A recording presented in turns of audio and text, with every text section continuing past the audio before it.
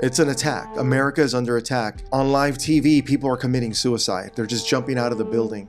We're going to go to war. Like, you're going to die. Don't do it. And now there's 20 insurgents, 20 bad guys going into their perimeter. He says, we're being overrun. They're trying to take over our base.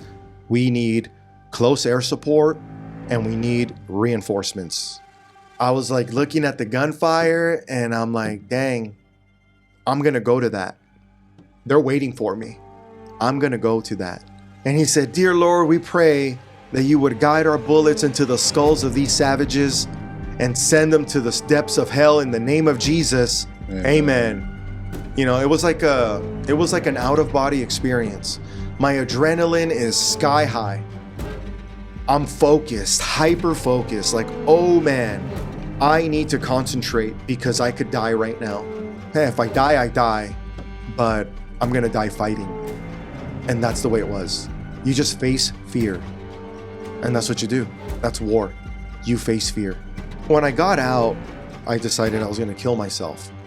And then I was like, with a gun in my mouth. So I put my thumb on the trigger and I start slowly squeezing it. And then I heard.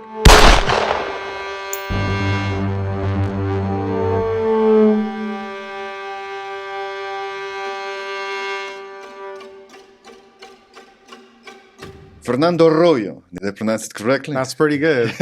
No, I lived in Spain, so I know how to pronounce it. Arroyo is an Army veteran, former paratrooper with the 82nd Airborne Division. He had 3 deployments, and after coming back to a civil life, Fernando discovered he was no longer needed and felt like he lost himself. One night, he put his gun in his mouth and with the intention of ending his own life. But Mr. Arroyo got saved by Jesus Christ. From then on, Fernando's mission is to help other veterans and those in need to find purpose in life and God himself. He wrote a book called The Shadow of Death, From My Battles in Fallujah to the Battle for My Soul. Fernando studied criminology at the University of California in Irvine and administration of criminal justice in college. He also worked as a gang diversion team member at Los Angeles County Sheriff's Department.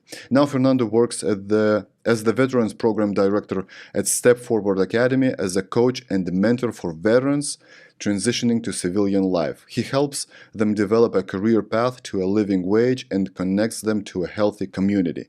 He is also a youth pastor at Bell Garden Baptist Church. Welcome to the show. Thank you. How do you feel about everything that's going on right now with Israel and Iran? I think that Israel is the freest country in that region of the world. That's fact. And that they are under attack, and that it's a religious war. It's what it comes down to. You know, it's about they're fighting over land, but bottom line, it's disputed because of religious reasons. You know, if you're with the Jewish Christian side, then you believe what the Bible says, that that land is for Abraham and his descendants, and that's where the argument starts between Ishmael and Isaac. I don't know if you know any of that. Yes. So I think that Israel deserves to exist, should exist, and that I hope the rest of the Middle East and the world stops their attack on Israel.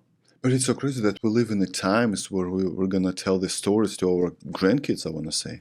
Yeah. It's unprecedented times. Everything that we have right now, I don't know whether you see that or not, but in the morning, the stock market plummeted big time. For the first time in the history of stock markets. It's down. Japan stock market is down. I don't know whether you even have a president right now. Who's the president of the U.S.? That's crazy. No one's there. There is no face of the White House now. Yeah. It's either Joe, where he is now. Nobody knows. Yeah. Either it's Kamala, where she is. Yeah. Nobody knows as well. When the Prime Minister Netanyahu came in last week, I want to say. Yeah. He met with Donald Trump. Yeah. Just, I want to say, a regular guy. Yeah.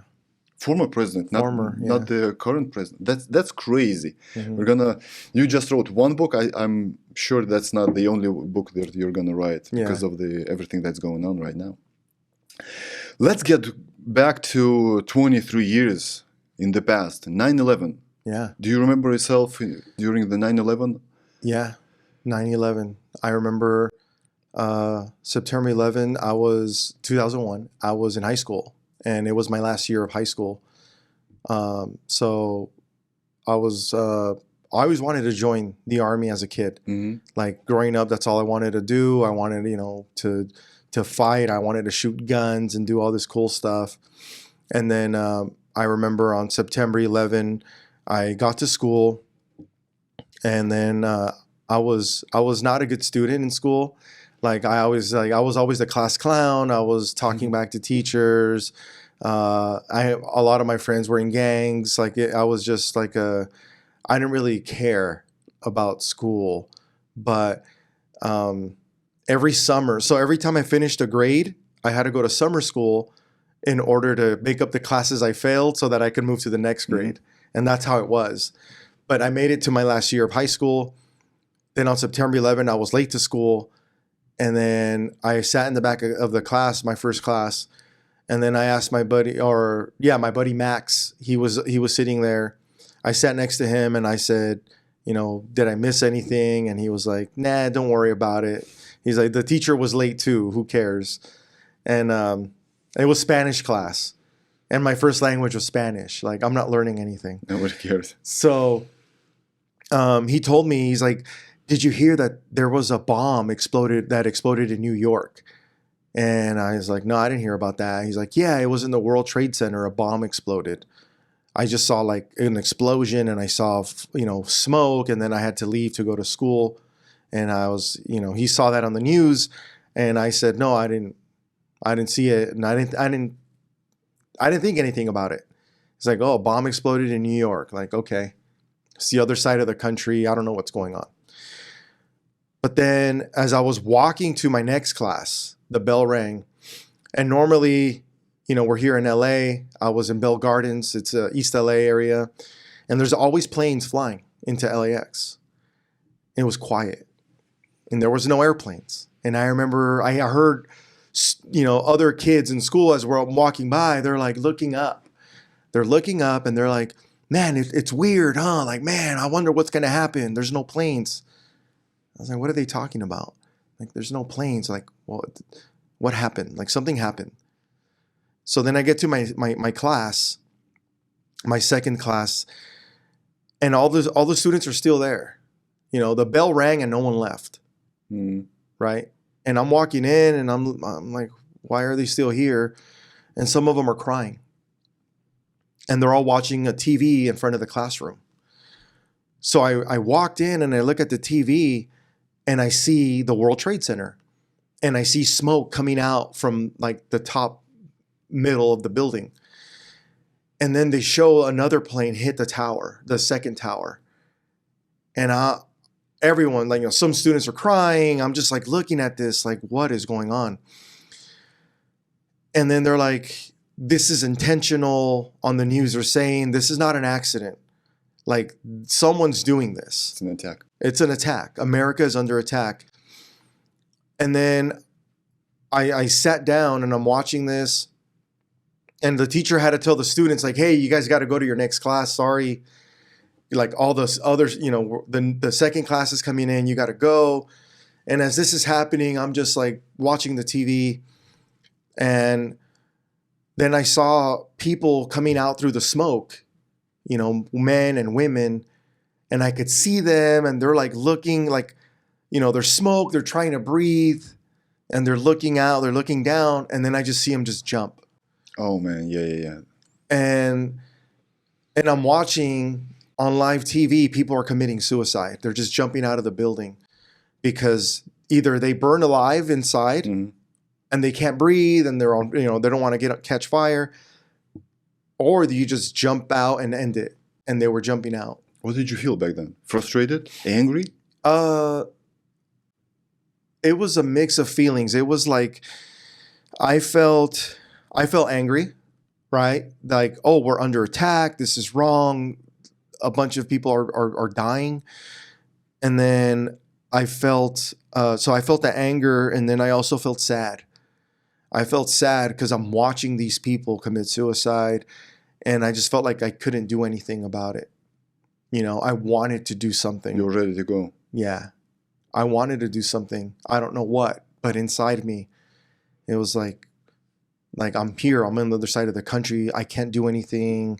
Who did this? What are we going to do about it?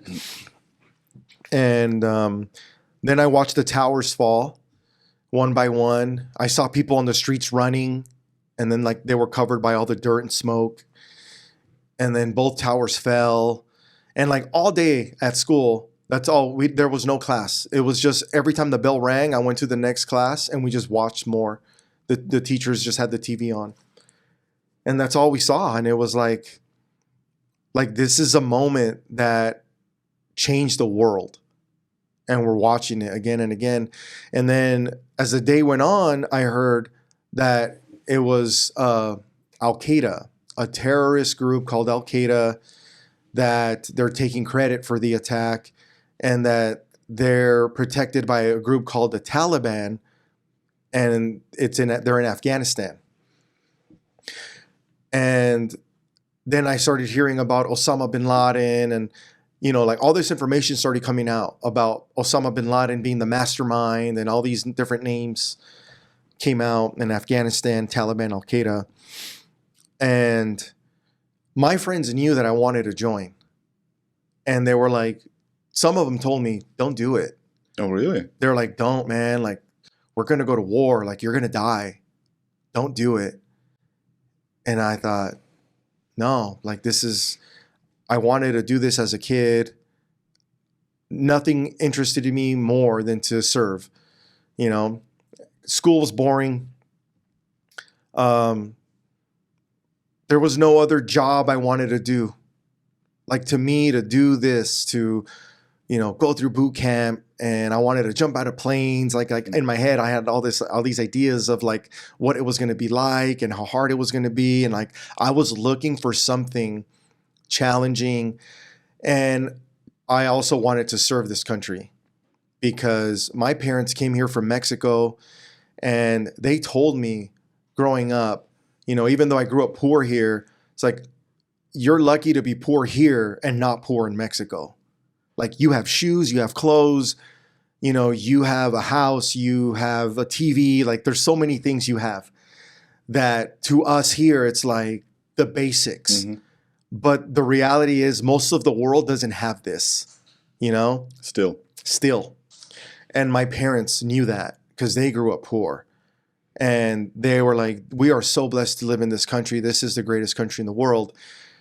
And I knew that growing up because of my parents, and I wanted to serve this country. So some people try to talk me out of it. And I was like, no, this is what I'm going to do. What about your parents? My parents knew I wanted to do this. And they were scared. You know, they were like, hey, this is real. It's not a game. They shoot back.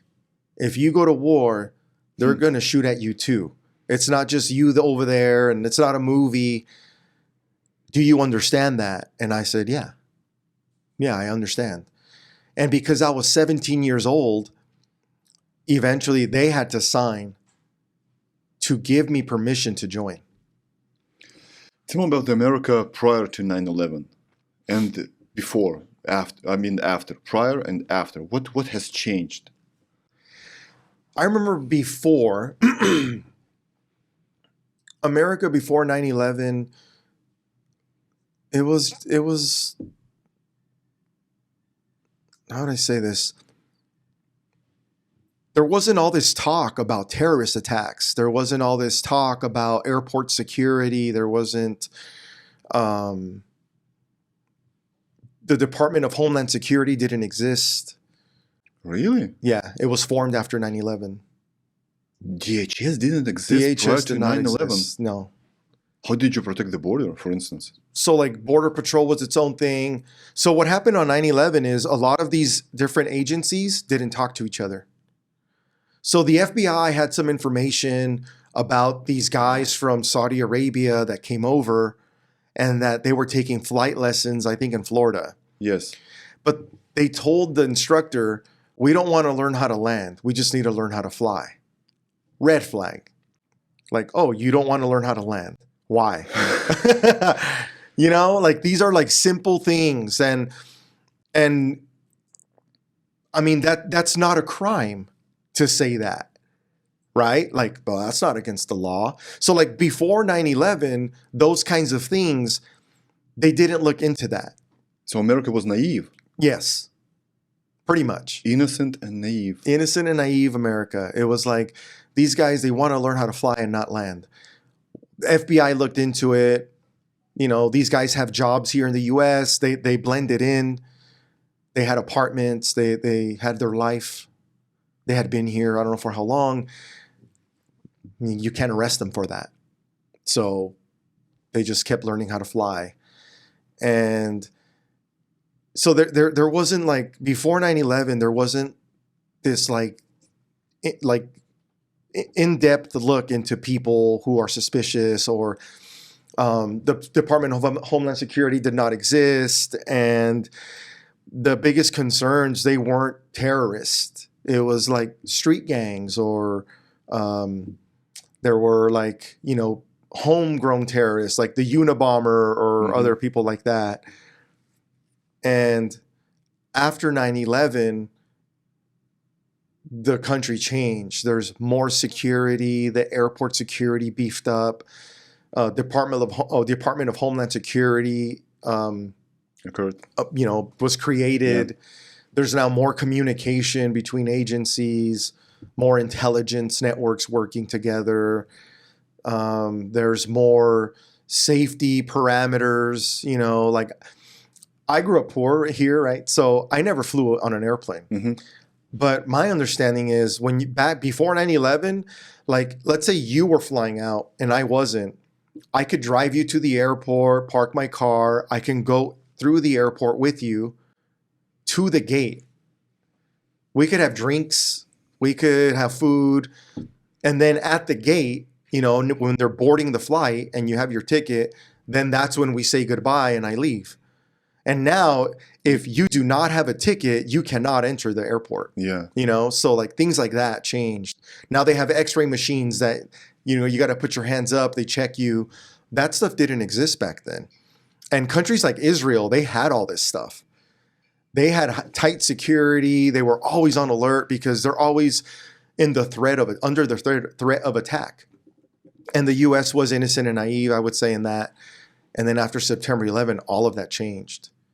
And now we're like more alert, and there's more security. And would you say that America changed for 3 times in the last 60 years? So obviously JFK, before and after, 2 whole different Americas, 9/11 and 2020, the pandemic? That sounds about right. Yeah. But in 2020... So for the first time I visited the US was 2018. We went and lived in Venice Beach, then we traveled to Arizona, we've been to Las Vegas, we've been to Venice Beach, Santa Monica. There were homeless, right? But not as many as now. Yeah. Then after 2018, the next time I got into the US was 2022 as a tourist. I was amazed. We went to a Venice Beach too. I was showing my wife, like, this is an incredible place here in Los Angeles. Like, what is that? Yeah. That's a hole. Yeah. And it changed drastically. And the hatred between you Americans, it turned up to the max. Yeah. I've never seen that kind of a hatred. And everything that I see right now on the internet, how people just strictly hate each other. Yeah. You voted for this, you voted for that, you're this, you're that. It's just hatred. It seems like you're getting towards a civil war. Do you feel that the same way? Yeah. There's people that have said that maybe within our lifetime, there's going to be a civil war, because what I see happening is there's one side that has labeled everything as hate speech. You can't say that. So they're limiting rights, because freedom of speech means freedom of speech. That means, you know, you can share your thoughts, your feelings, whatever. I don't have to agree with you, but you have the right to speak your mind. And if you remove that, then you try to silence people, you end free thinking. And then who has the power? Well, the government has the power, because if you're not allowed to speak up, speak out, if you're not allowed to challenge philosophies, ideas, and views, then we're going to stop growing as a people, as a country. And You basically become Europe. If you remove yeah. First and Second Amendment, you become Europe. Communist, yeah. Yeah, the government controls everything. And they could arrest you for what you say and what you think. The Brits do that now. They arrest people in the United Kingdom for posts or comments on Facebook. Wow. Literally, yes. I just saw the video two hours ago. Yeah. And they've been doing this for a few years, I want to say now. Because of the hate speech. Yeah. Hate speech. Hate But see, speech. what is hate speech, right? Because just because you don't like what I say or what I think doesn't mean it's hate speech. And I come from former USSR, from former US Soviet Union. I obviously don't know those times, but I hear what my grandparents and my parents told me. Yeah. You can't even say a joke about Stalin, for instance. Right. For instance, if you're my neighbor and you hear me saying a joke about Stalin, you could call the KGB, they would come and they would arrest me. Or you could say that I told a joke, which I didn't. Yeah. It didn't matter. You had to answer some questions. Yeah. That's what it's like to get rid of the First Amendment, the free speech. Yeah. You take away people's freedoms, and the way they do it, the way the governments do it is, it's for your safety. Oh, yeah, sure. It's for what's good for you, but it's not true. It's really the more control the people in power have, the more they're free to do, and they could just do whatever they want, and that doesn't end well for the citizens. So Europeans will never understand two things about you as Americans. So we never understand the free speech, first of all, and the second is the Second Amendment. We never get it, your love to the guns. Yeah. But once you remove those guns, just like they did in Venezuela, they see what happens when the population does not have any guns. That's what happens. That's what happens now in the UK, where it's almost a civil war against the Muslims and the police, because police protects the Muslims, the immigrants, and they destroyed those cities. Yeah. That's what happens. So Europeans can fathom this thing, like why do you like guns so much? Yeah. They can't understand that. Yeah, because you can't have free speech, you can't have freedom of the press, freedom of religion, all of those things, and not be able to defend it. Because how else can you defend it? In the end, it comes down to you need weapons to do that. So that's why the Second Amendment is so important, and that's why this country for so long this country has been the freest country in the world. Like, that's why this country has done so much and grown so much and achieved so much, from going to space and doing all these things. It's because people are free to think and to explore and to pursue your dreams. I feel like Americans have a hard time understanding what the US was based on. Because if you come from Europe, for instance, or any other place in the whole world, it was like you were born in a country that somehow evolved. For instance, Lithuania, right? It was first there were Baltic tribes, and in 1009 year, that was the first time that Lithuania was mentioned. So it's some kind of evolved. We have a huge history, etc.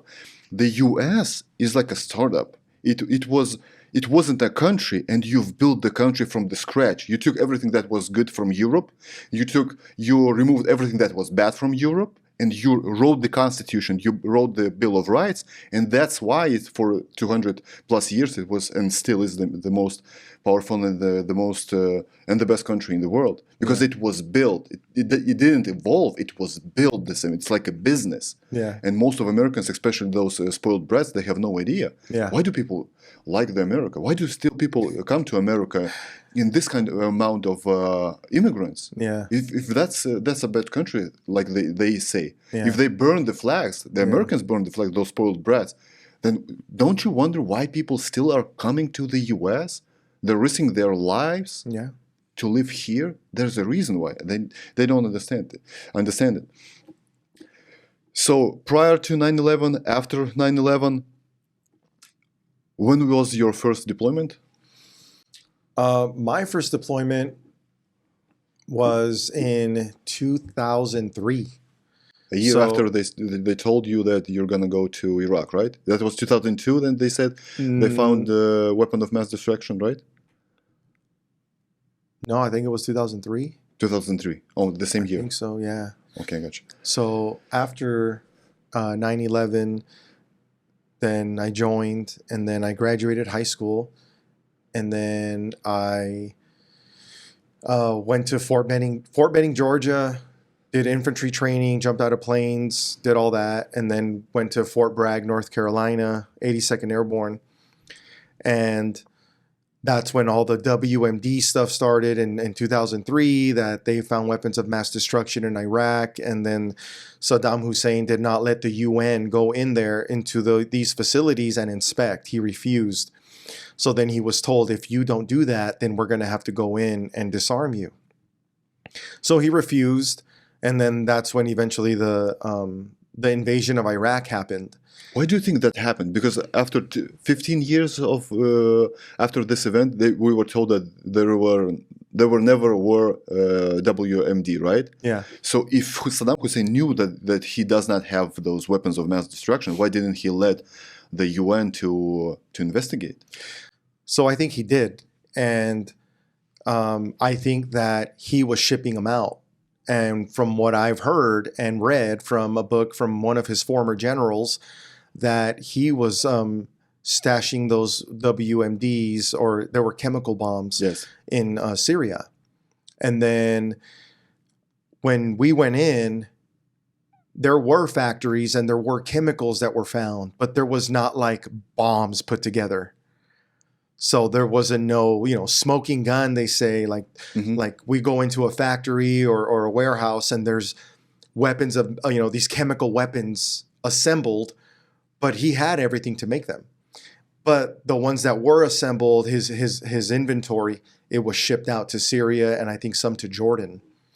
So when I went to Iraq, I was in Fallujah, Iraq, and we were pushed out for a couple months in that deployment.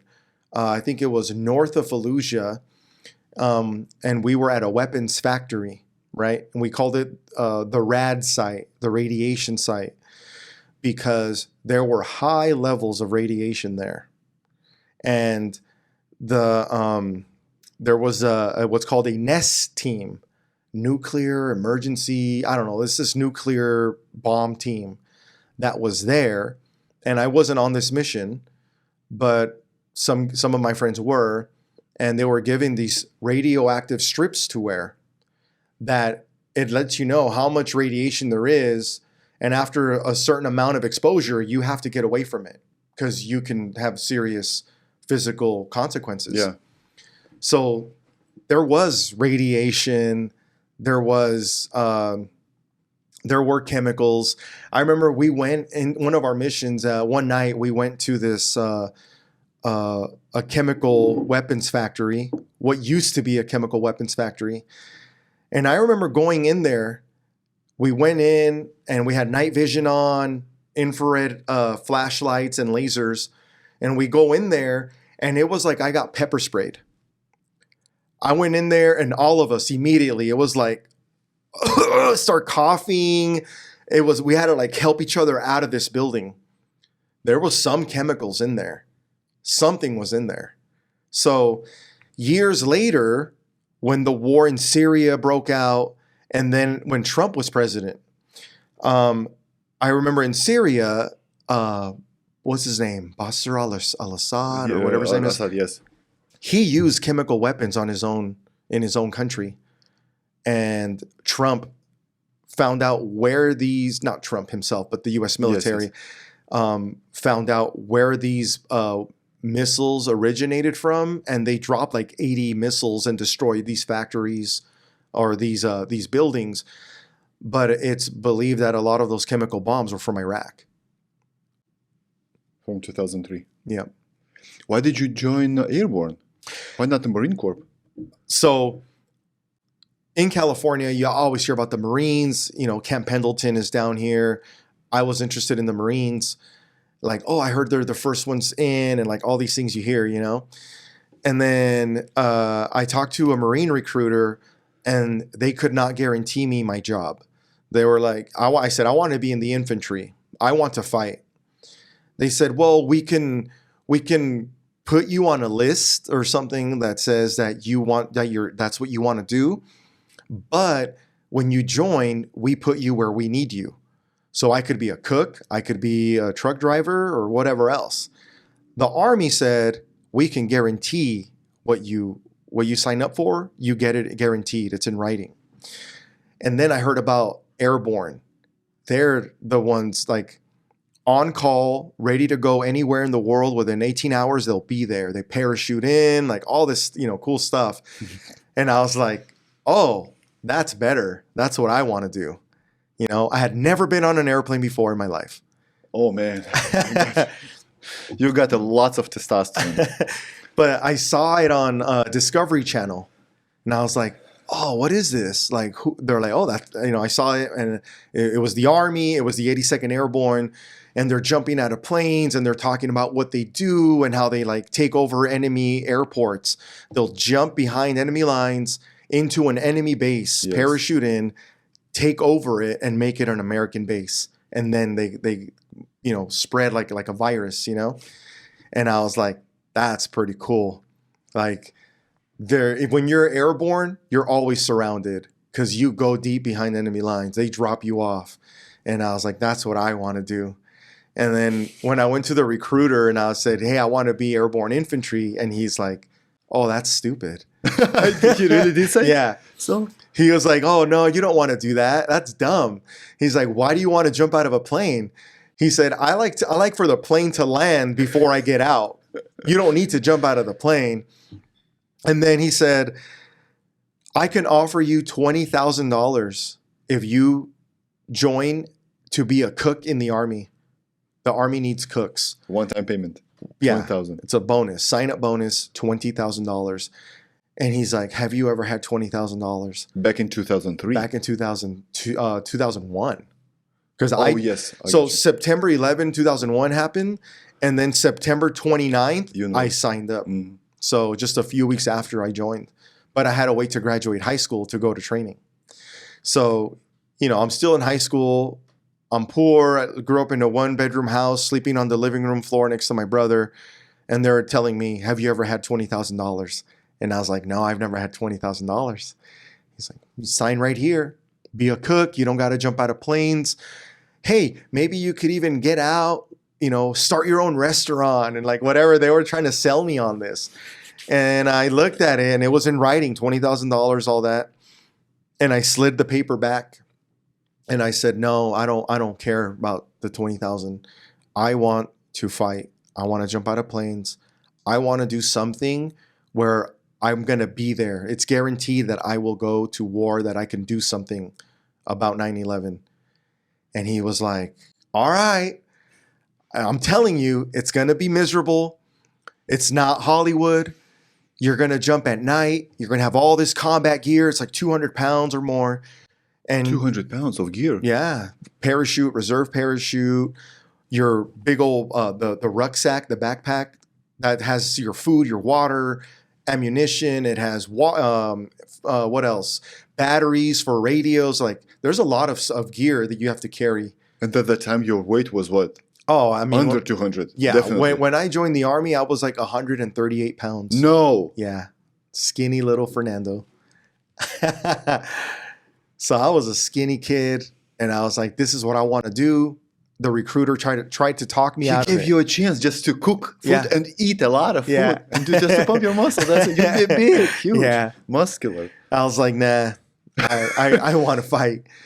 He's like, okay, like this is your choice. I'm telling you, like you're going to be in the rain, in the mud, in the snow. You're going to be like, it's not going to be nice. When you're infantry, you're going to live in like the remote parts, the nasty parts. You'll dig a hole to sleep. Like that's the infantry life. And I said, that's what I want. Sign right there. And I looked at it. Yep. Airborne Infantry, 82nd Airborne, Fort Bragg, 4-year contract. And I signed. What did you experience of all the list that he mentioned? Like digging a hole to sleep? All of it. Tell me about it. How's the Okay. tea, by the way? Oh, it's tea? Yeah, it's tea. Yeah, I'm like, this is sweet coffee. This is really it's good. tea. Yeah. Yeah. Does it have caffeine? Yes. Oh, what kind of tea is it? Pu'er. Pu'er. Yeah. I'm gonna have to get some. And No. that's with a French press? Uh-huh. Mm. Tell Yeah. me about the Airborne. So, right from boot camp, the Army is different than the Marines or other branches, because in the other branches, whatever your job is, everyone goes to the same basic training, the same boot camp. Excuse me. And in the Army, there's certain combat jobs you go through a separate boot camp. So I was infantry. So I went through infantry training. I went straight to infantry school. Everyone with me was infantry or wanted to be in the infantry. All the drill sergeants were infantry. It's just like a infantry specific training from the beginning, from day one. You know, I wasn't with the cooks. I wasn't with people working on radios or whatever it was. It was all infantry. And from the beginning, it was just like an indoctrination into the infantry world. This is how we do things. This is how you shoot. It's shoot, move, communicate, and kill. That's it. Shoot, move, communicate, and kill. It's how do you, first they break you down, then they build you up, right? They make you like do push-ups, go run, they yell at you, they do all these things. Like everything we see in the movies. Yeah. Literally. Yeah, I mean, it just sucks, like I I was an 18-year-old kid. This is my first time in another, like, going on an airplane and going to the other side of the country from California to Georgia, and it's hot, it's humid, and I'm getting yelled at, and I'm running everywhere. You can't walk, you got to run. And, push-ups, pull-ups, flutter kicks. After how much time do you realize that was necessary? After a month, a week, a day, a year? I think just before even going, I knew what I was signing up for. It's just the way they do it. That's what you're going to go through. If you want to be a part of this team, you have to go through this. And I'm just there. But when you're there, it's one thing when you're, when I was 17 in high school and I'm watching movies like Black Hawk Down came out. Mm-hmm. And I was like, oh, that's cool. Oh, yeah, man. Yeah. But then when you're there, it's not nice. You're tired. You mean there in Georgia or in Iraq? In Georgia. Even both, in Georgia? Oh, in training. Like, But those guys are your peers, not the enemies. Right. But it's just, that's the training you need to make your mind stronger, your body stronger. They prepare you for what it's like to get shot at. I remember one of the things we had to do is one night we went to this range where we had to crawl 100 meters or a football field, Yeah. right? And at the end of the football field are machine guns. And there's these guys, they're shooting 5 feet over us. So we're With crawling. real bullets? Yes. So from machine guns? From machine guns, yeah. Yeah. They're like, don't stand up. Yeah, don't stick your... Don't stand up. It's nighttime. Don't stand up. Crawl. It's muddy. It's nasty. And be careful because there's going to be these pits, like sandbags. When you see a bunch of sandbags, move away. There's explosives in there and they're going to blow up. So you don't want to be too close. And the explosives were real as well? Yeah. It was just they weren't like grenades, you weren't going to die, but they could give you a concussion. It's just to get you used to the sound of explosions and like the sound of bullets going over you. And it's nighttime, so they had tracer rounds. These bullets glow in the dark, Mm-hmm. like they're red. And I remember they were like, start crawling. And we start crawling, and then you just hear, brrr, and this bullet's going over us. And I'm just like, oh, and the drill sergeants are with us.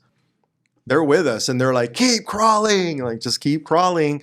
And then I see sandbags. I'm like, oh, we'll move away. And then they blow up, And then they would shoot flares in the sky, and the flares light up, and you're supposed to stop and don't move. And you're just covered in mud.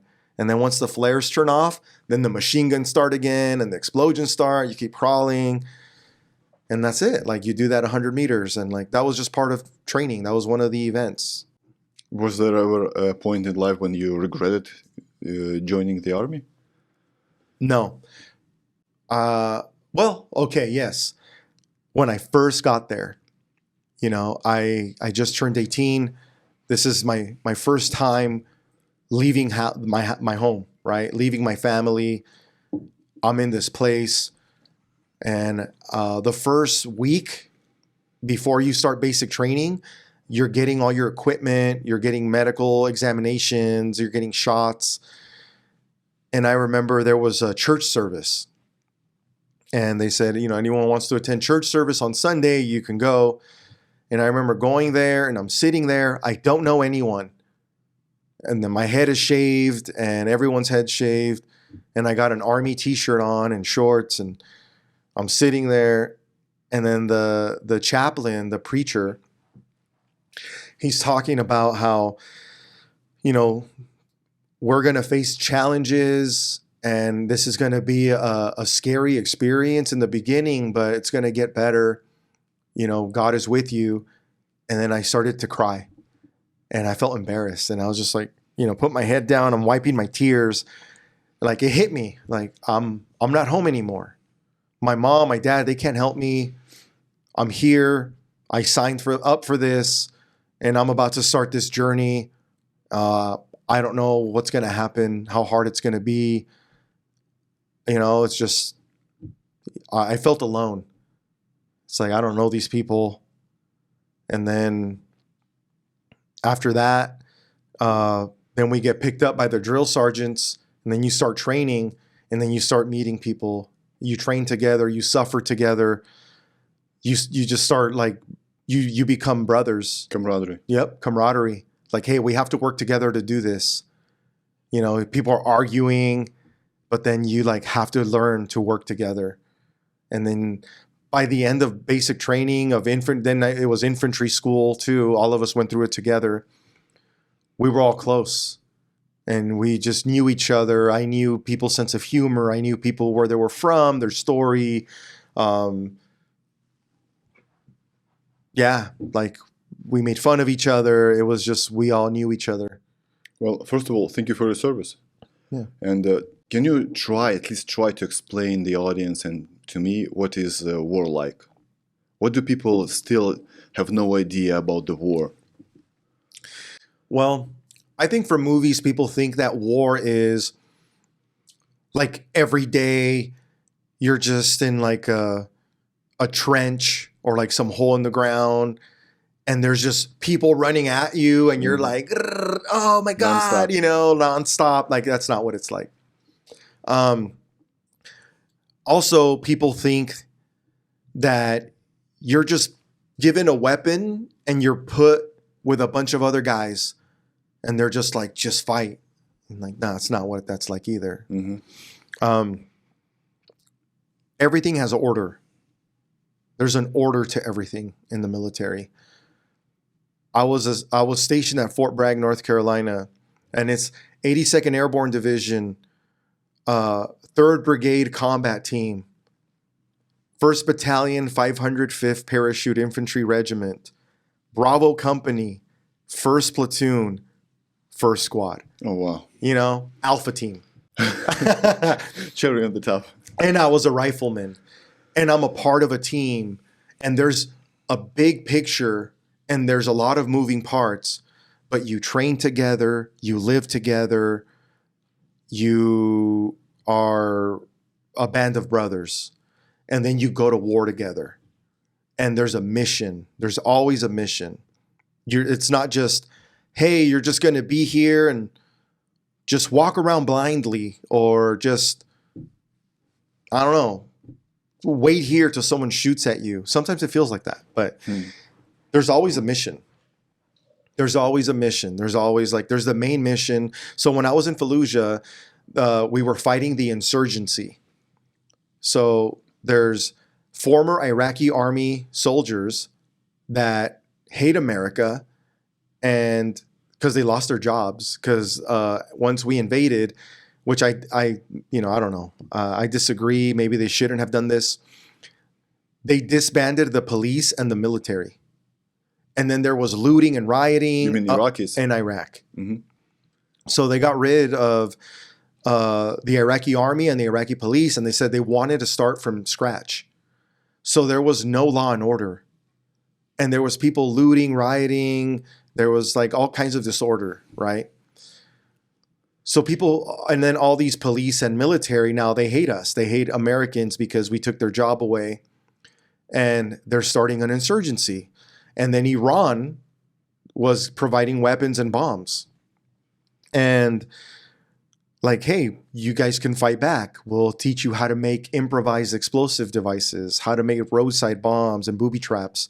And that's what started happening. So then also Al-Qaeda, we're in Iraq. So then Al-Qaeda in Iraq started.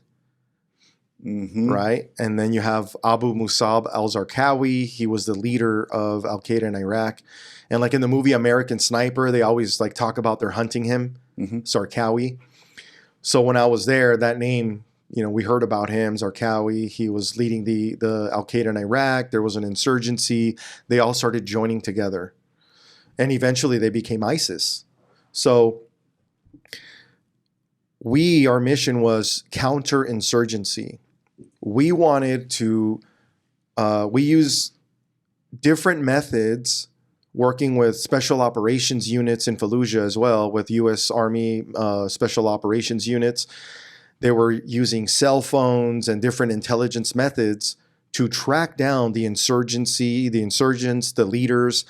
We found out where they lived, and then we'd go at night and we'd go into their homes and arrest them, right? They're called kill or capture missions. Mm-hmm.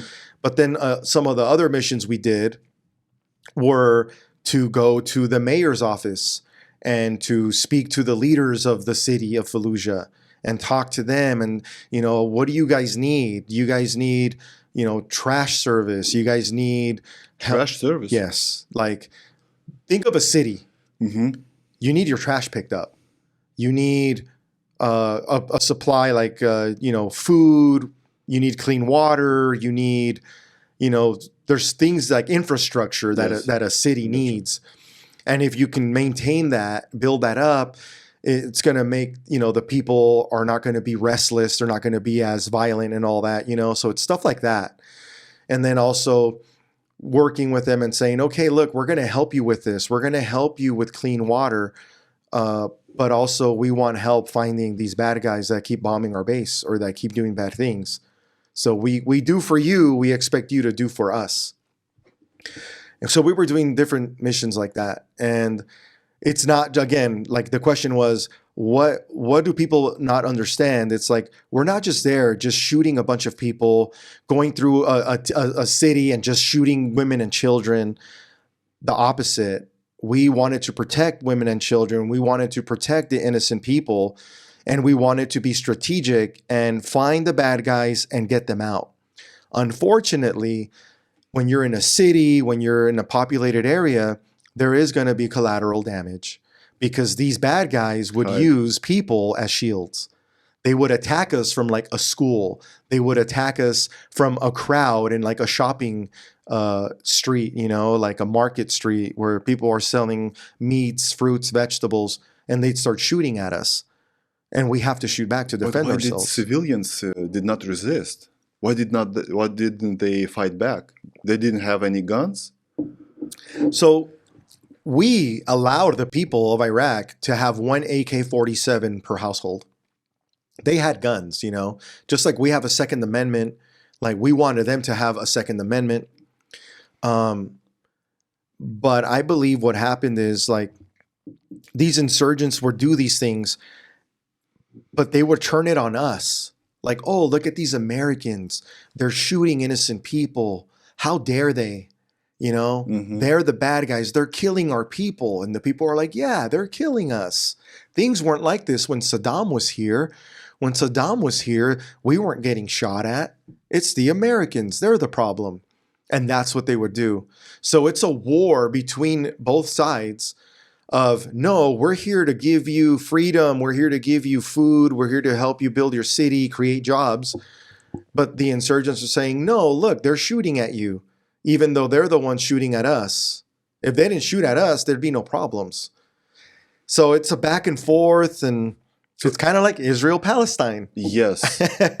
So it's basically when you come into the city, you have no idea who's going to shoot into your back. We have no idea, because the bad guys are just like anyone else. Did you see kids with the AK-47s? Teenagers? Teenagers, yeah. Women? I did not encounter women, but there's plenty of stories of the women. They wore, the long dresses. They covered their face. And some of them were suicide vests? Suicide vests, yeah. They were forced to wear suicide vests, and they would walk into places and just explode. So we were not allowed, as men, we were not allowed to touch the women. We can't pat the women down and search them. So we use... Why? It's a cultural thing, and it's also in Islam. But bro, it's a war. I know, but we also... See, that's the thing. We have to do everything we can to respect their culture, but also protect ourselves. Yeah, they're trying to kill you. Right. So it's like, okay, I can't pat women down and check for weapons and stuff.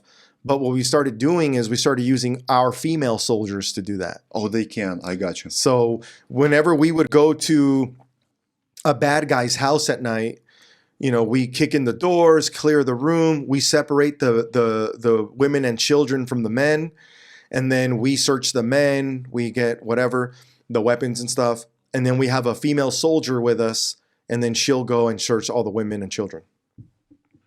How scary was that? The whole thing in Iraq that you encountered? War is scary. I remember my first time going into Fallujah. It was nighttime, and I was sitting in back of a cargo Humvee. So I'm sitting in back of a Humvee, and I had night vision.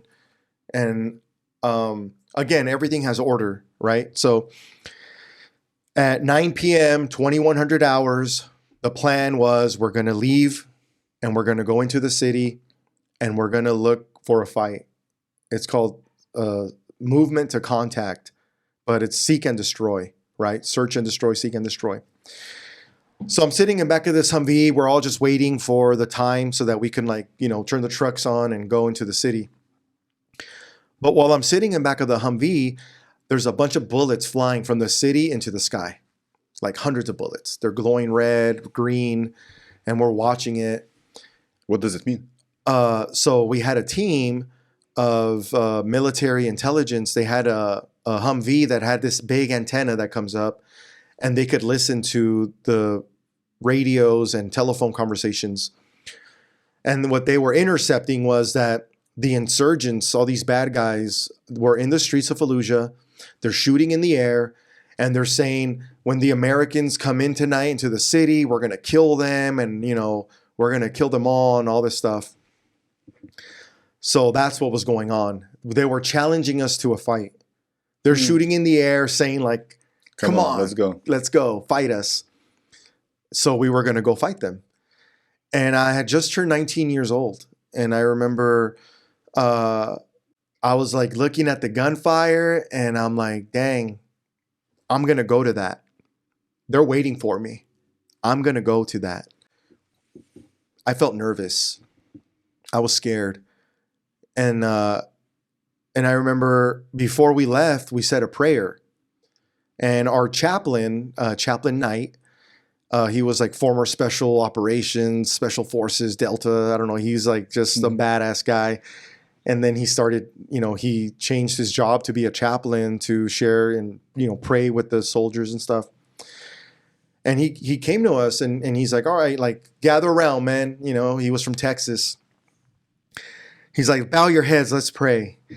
And he said, dear Lord, we pray that you would guide our bullets into the skulls of these savages and send them to the depths of hell in the name of Jesus. Amen.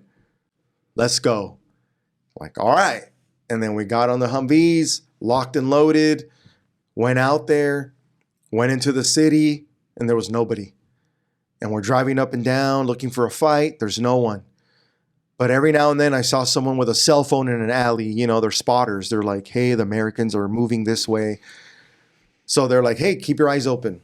It's coming. We're going to get attacked. We had about eight Humvees, and we're driving around the city in a convoy.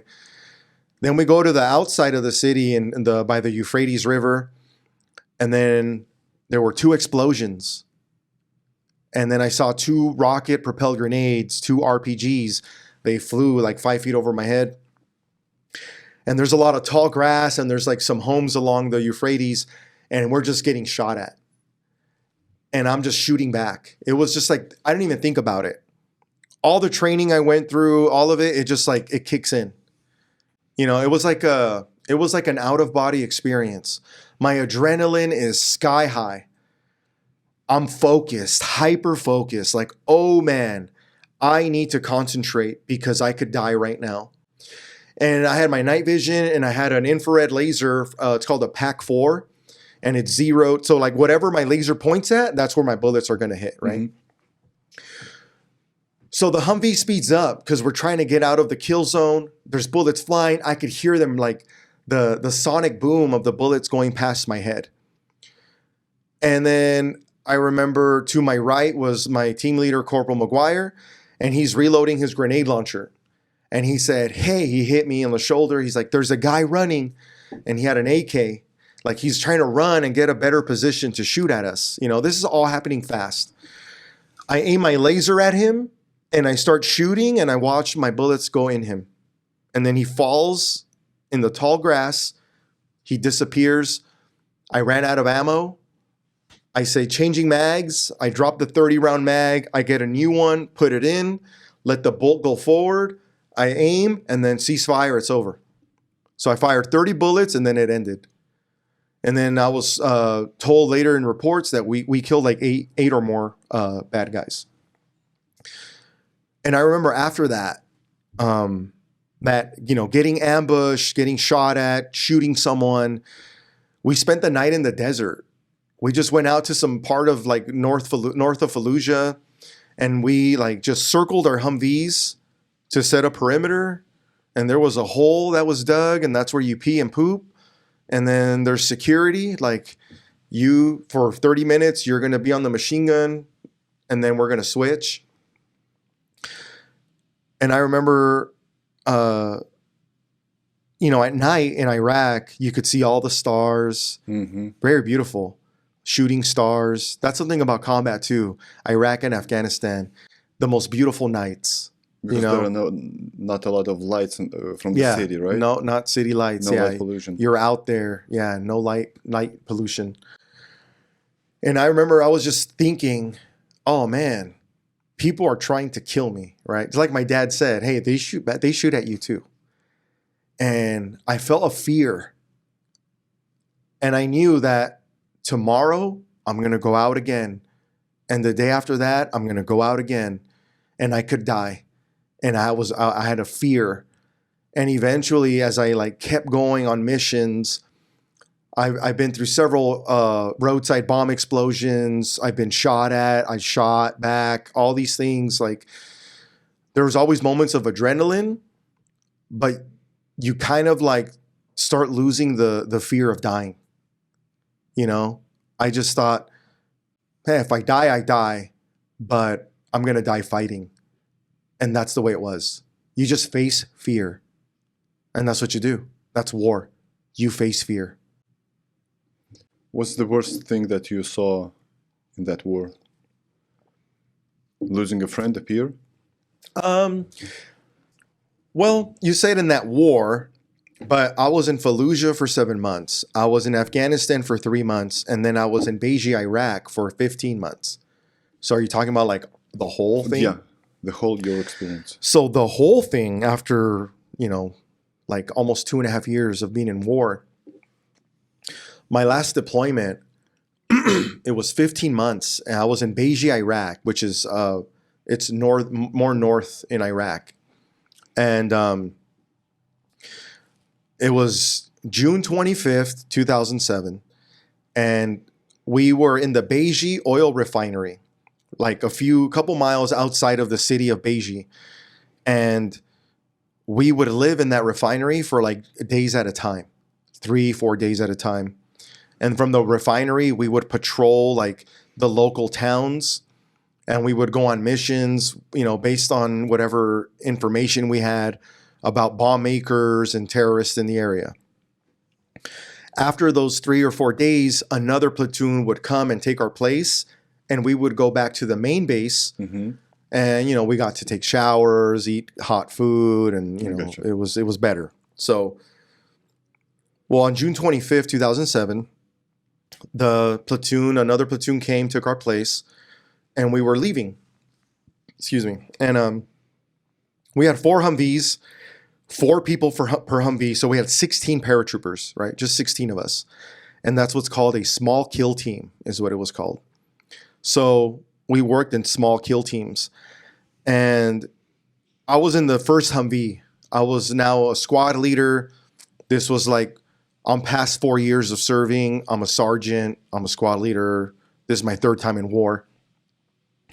And I'm sitting in the passenger side of this Humvee, and we're heading back to the base.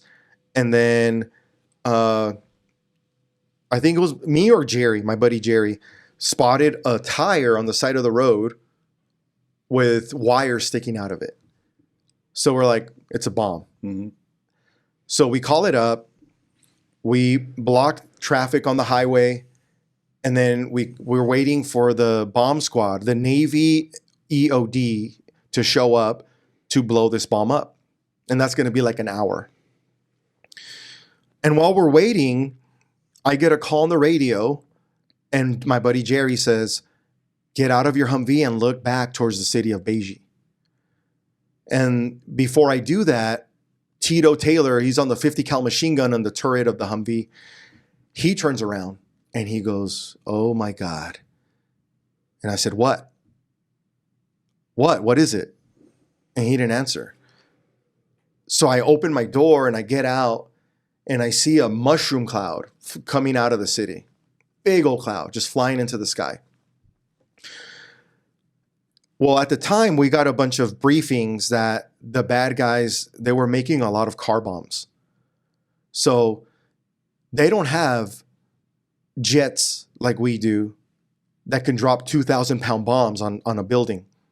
But you can put 2,000 pounds of explosives into a truck and drive it into a building and detonate. So I was like, I think it's a car bomb. So I get back in my Humvee, and I'm listening to the radio, and I hear my buddy Sullivan. I had served with Sullivan in Fallujah, in Afghanistan, and now we're in Beiji.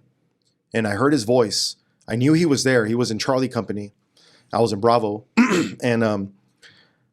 And he says, Beiji CP, VBID. And it cut off. So Beiji is the city of Beiji. Yes.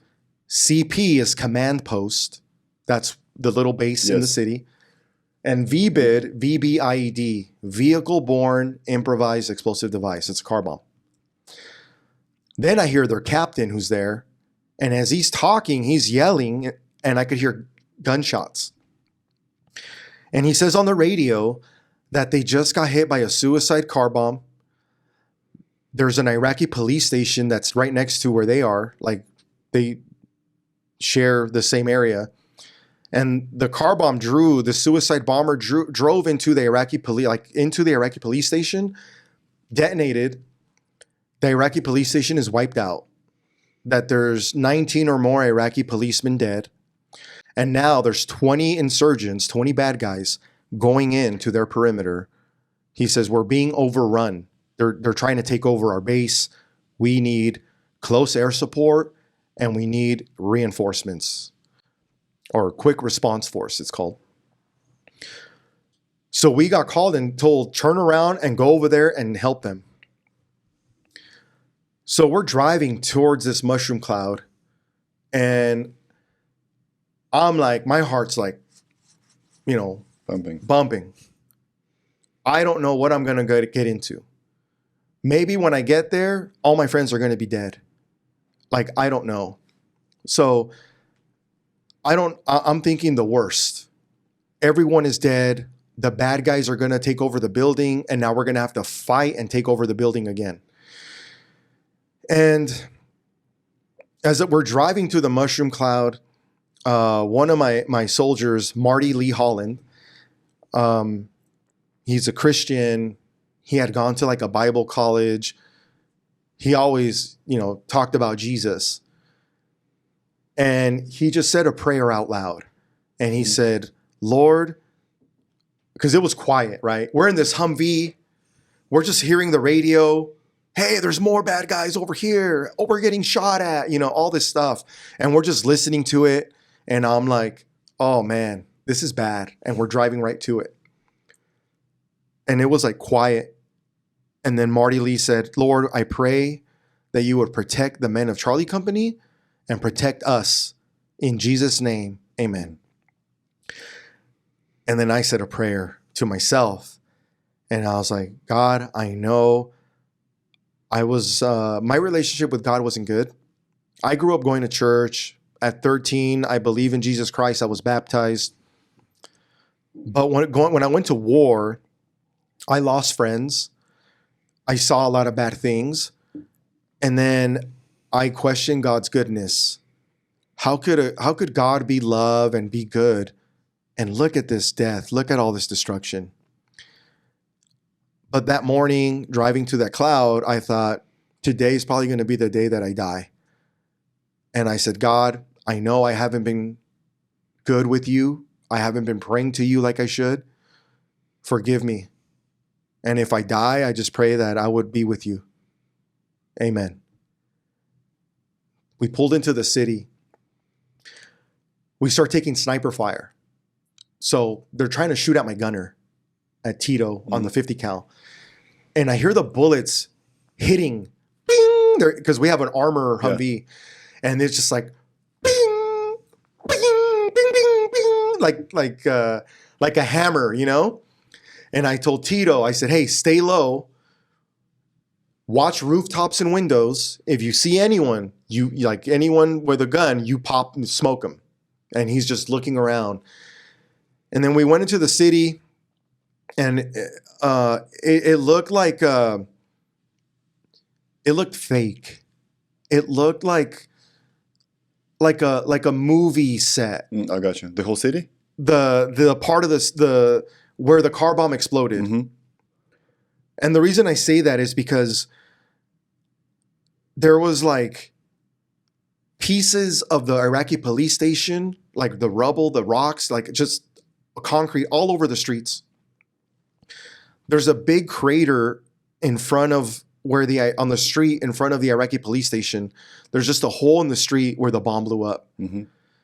And then there's cars that are like ripped apart.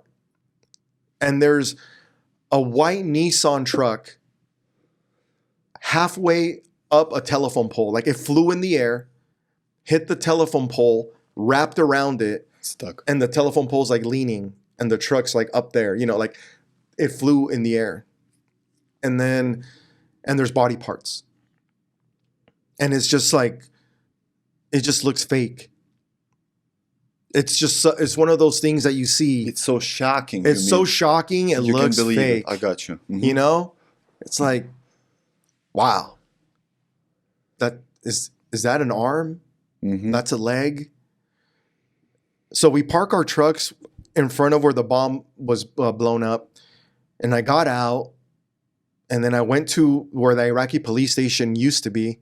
It's just like rocks. And then I just see I could see the Iraqi policemen wore blue uniforms. So I could see them.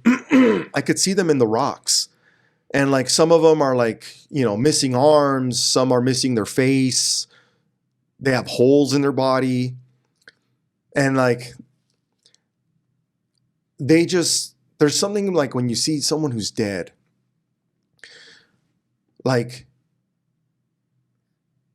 again, the way I describe it is it looks fake because it's shocking, but you could tell, I could just tell, their eyes are more in their head.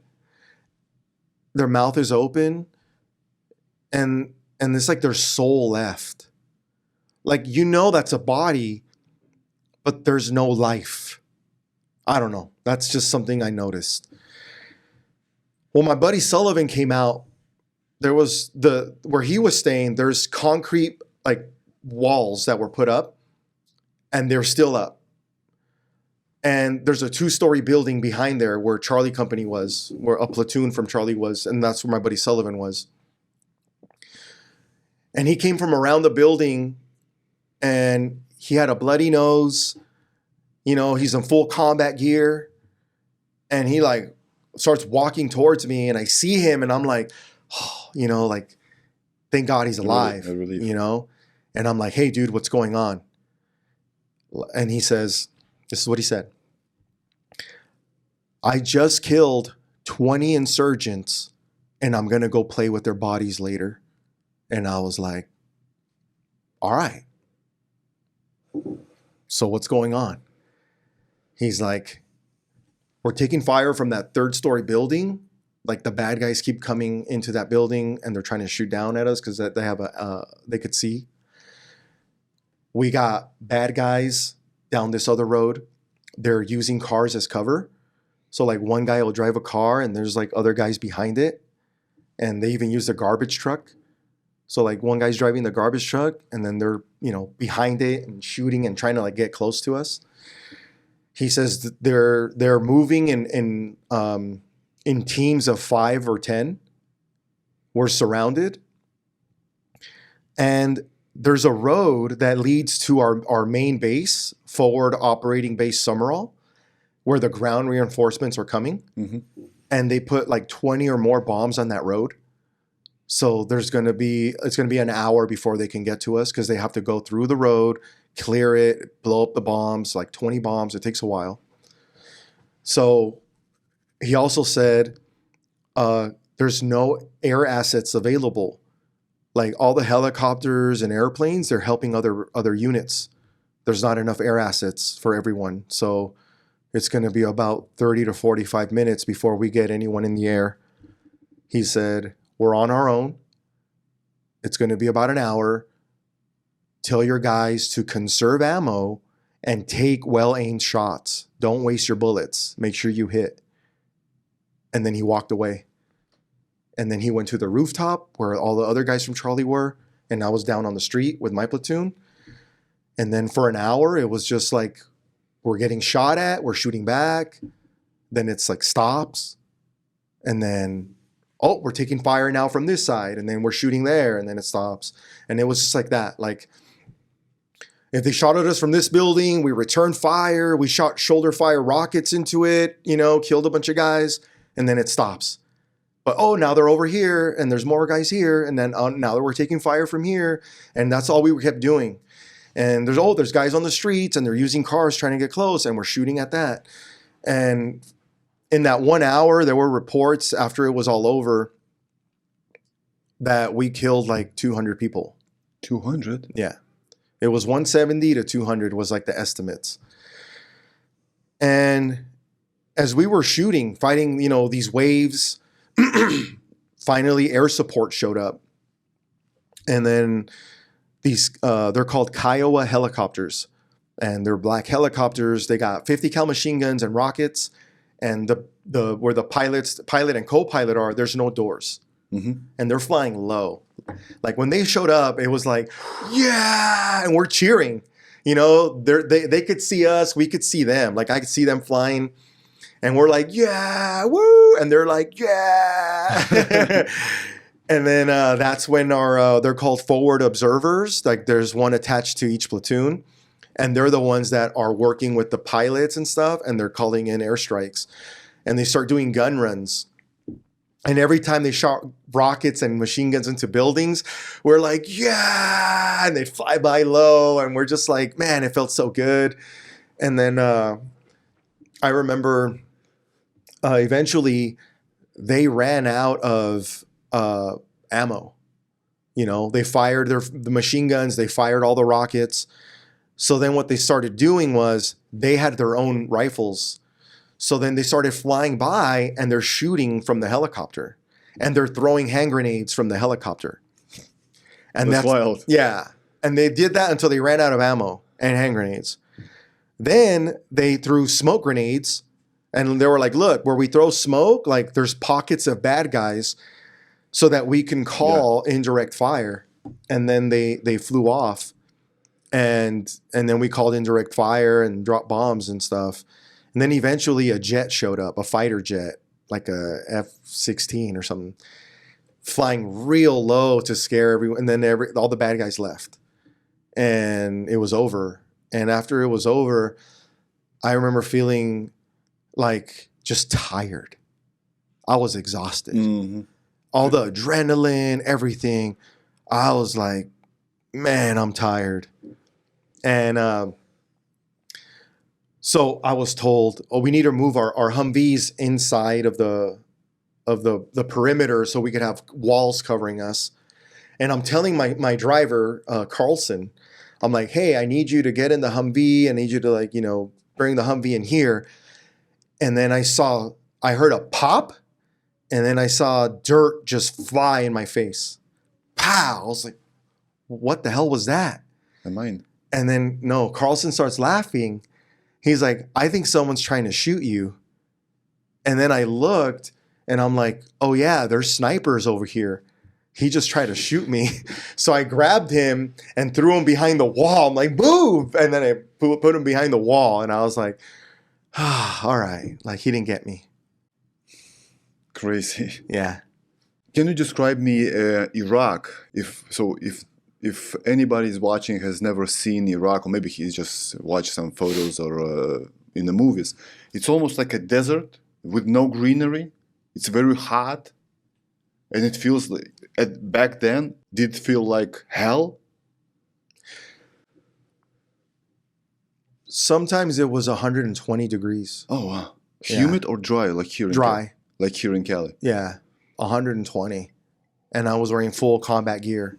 Helmet, body armor, weapon. You sweat like crazy. Yeah, I was always drinking water. And honestly, the way I would describe it is, have you ever been to Tijuana? No, never. Oh, well, that's what it's like. Like every time I go to Mexico, I'm like, yeah, this is like Fallujah. It looks like Fallujah to me. Sauna?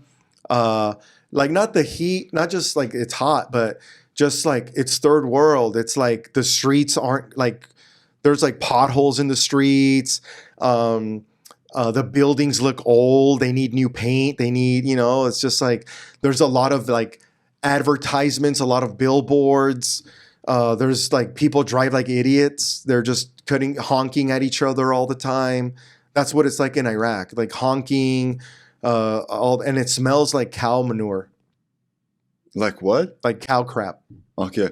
How about the trees? Any greenery out there? Yeah, there's very little like trees. They're not big trees. They're like desert. I don't know how to describe like desert trees. They look like big bushes. And there's a lot of trash all over the streets. Like just trash. And here we have like a trash service and street sweeper day, right? You got to move your car the street sweeper can sweep. And that does not exist in Iraq. And it's just trash. There's trash everywhere.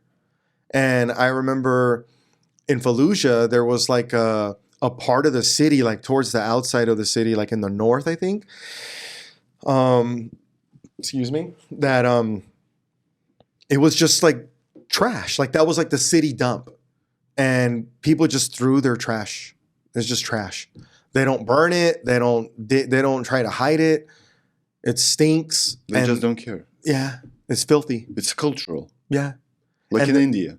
I never been to India, but yeah, just far as third I've world, seen, dirty, nobody cares about littering. And it smells like cow manure. And yeah. What about the people? What can you say about Iraqis? The Iraqis, they are very hospitable. It's interesting. Like, well, okay.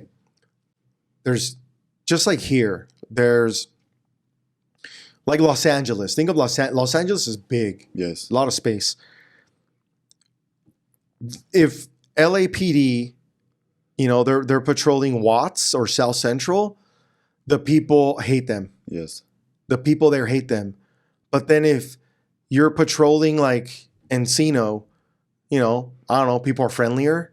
Like there's certain areas where like the police, it's like, hi, good morning, you know. Yeah. But then there's other areas where people are like, I don't talk to them. I don't, you know, F them, whatever.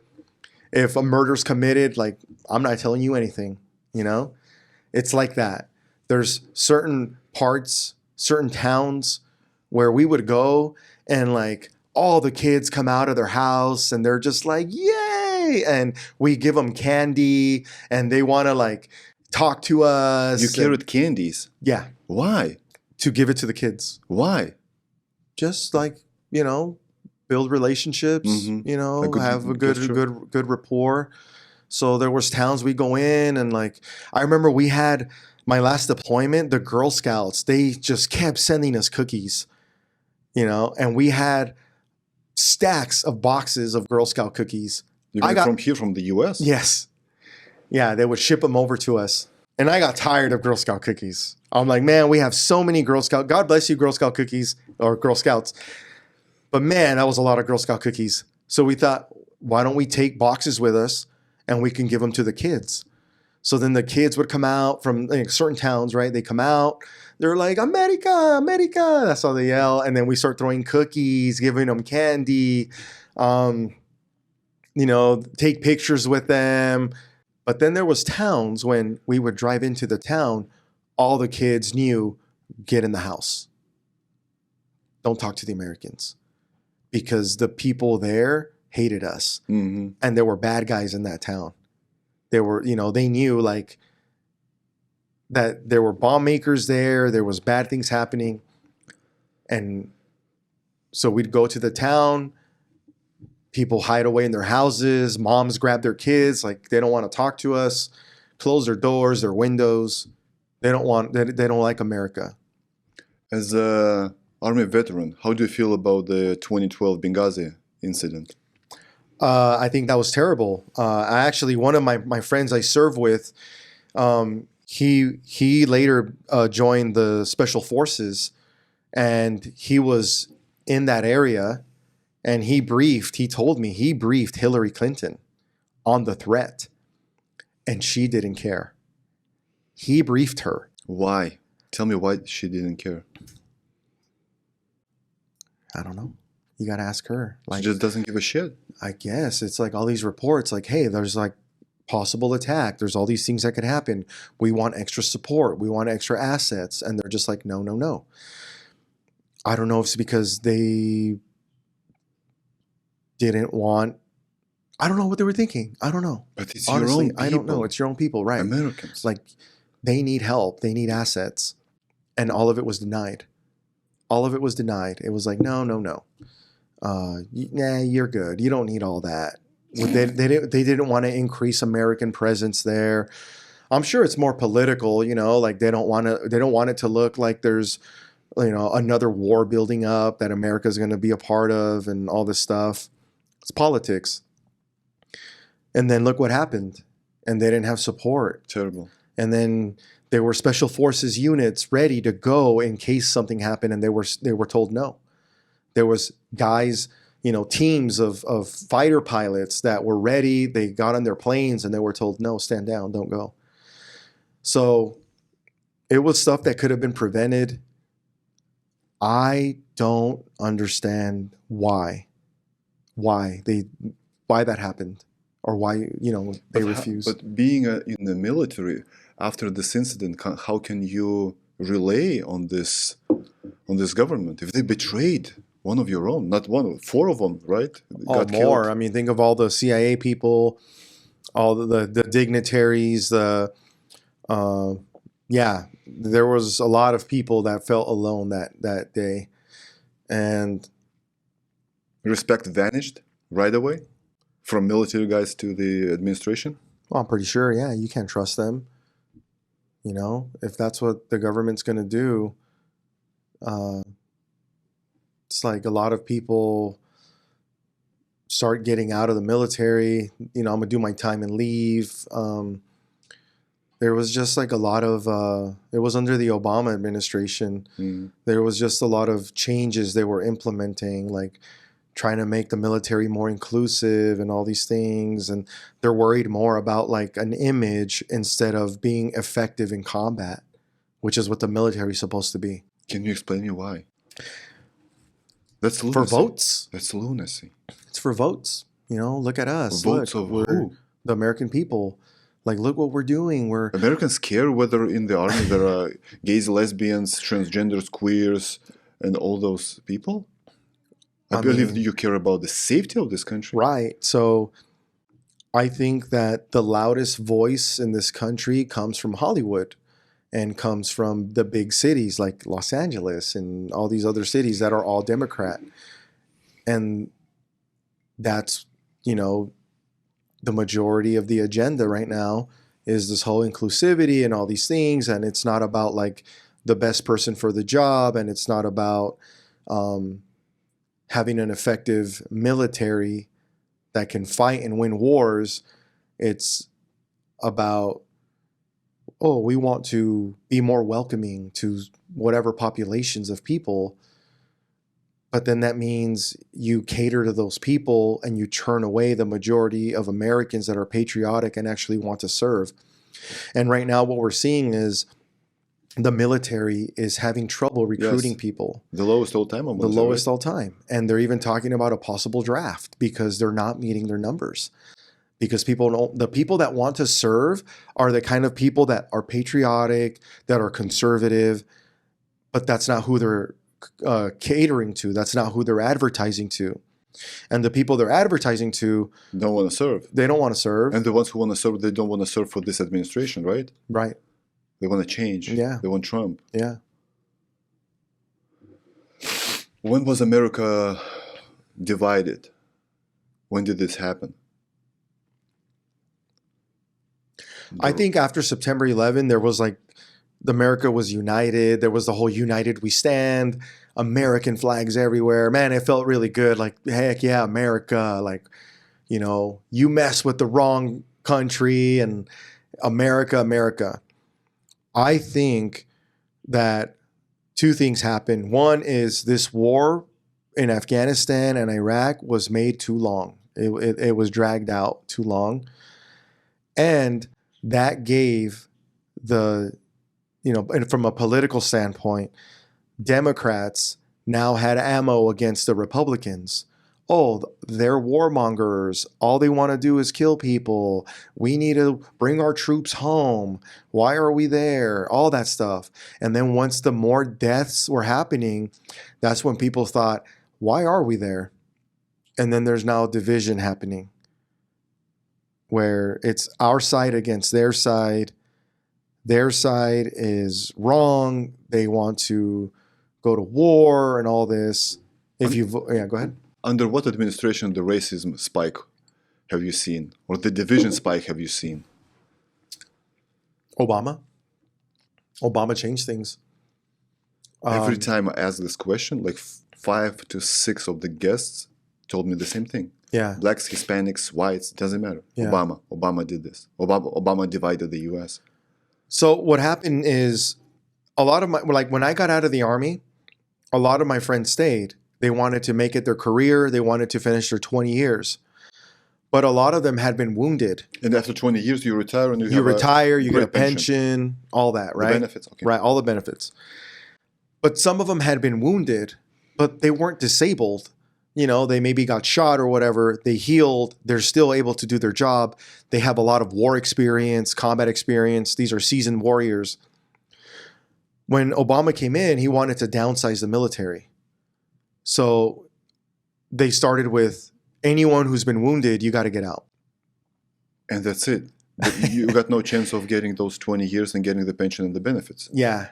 So for a lot of them, what they did was they said, because of your injuries that you've been shot, you're going to be medically discharged. So they were able to get some money, but they were pretty much forced out, medically discharged. And then a lot of different policies got put in place. All the jobs became open to females. When I was in, only men could be infantry. Only men could go to ranger school. I went to ranger school. It was all men. Only men could do these things. But then what they started to do, again, in the name of equality, inclusivity, whatever, they opened all these jobs. Well, the truth is that men and women are different. And that... Surprise, surprise. Surprise, right? So, that's just the way it is. Like, I don't understand how this is even like a controversial thing to say. Of course. We're different, you know? When there's heavy things to lift, my wife tells me to do it, you know? I am stronger than her. I am, you know, on average, the average man is physically stronger than the average woman. Controversial. So, what the Army started doing was they started changing the standards, in my opinion, lowering the standards. Because back then it was the test, there's a male standard and a female standard, and the female standard is lower. As a man, I had to do more push-ups, more sit-ups. I had to run faster than the women. I had to do more pull-ups than the women. So they started changing that. And then they started coming up with like different tests that are more equal. But then over time, it turns out like even those standards, a lot of the women can't uphold. And it's like the Army's, you know, the military in general, in the name of inclusivity, started to lower standards, started to push certain things. I don't know what Ranger School is like today. I don't know. I don't know what it's like. I don't know what the standards are. I don't know how, like, they have females there. When I was there, like, you're out in the woods, you dig a hole to sleep in. There's a hole where everybody has to poo and pee. There is no privacy. There's no curtains. There's none of that. Like, I don't know what they're doing. Maybe, you know what? I don't know. Maybe the females are doing everything and they are in front of all the guys doing these things. But the truth is when you're in combat, there's no privacy. There is no lower standard. You have to fight. You have to carry your own weight. I don't know. I've been out a long time, you know. But can you trust a woman in the combat? From your own experience and from your peers' experience. So from my experience, I was with all men. Infantry was men. The only females we had, we would just ask them to come on a mission with us. Wait in the Humvee. We're going to go in. We're going to kick in the door. We're going to clear the house. We're going to separate the women and children. Once the house is secure and safe, then we go get the female out of the armor Humvee and have her, you know, search the females. But that's a burden. Well, you can get a guy over there and you can go not 3 into the house, but 4 of you can go to the house. Right. But see, what they're doing is the women are doing that too. So what I'm saying is I did not serve with females. I didn't serve with them. So my only experience with females was in combat was to have them search females. That's it. The other experience was in training when I went to, it's called the Warrior Leader Course. And it was men and women. And it's a school to become a sergeant. Like it's training. I was already a sergeant when I went, but like it's mandatory.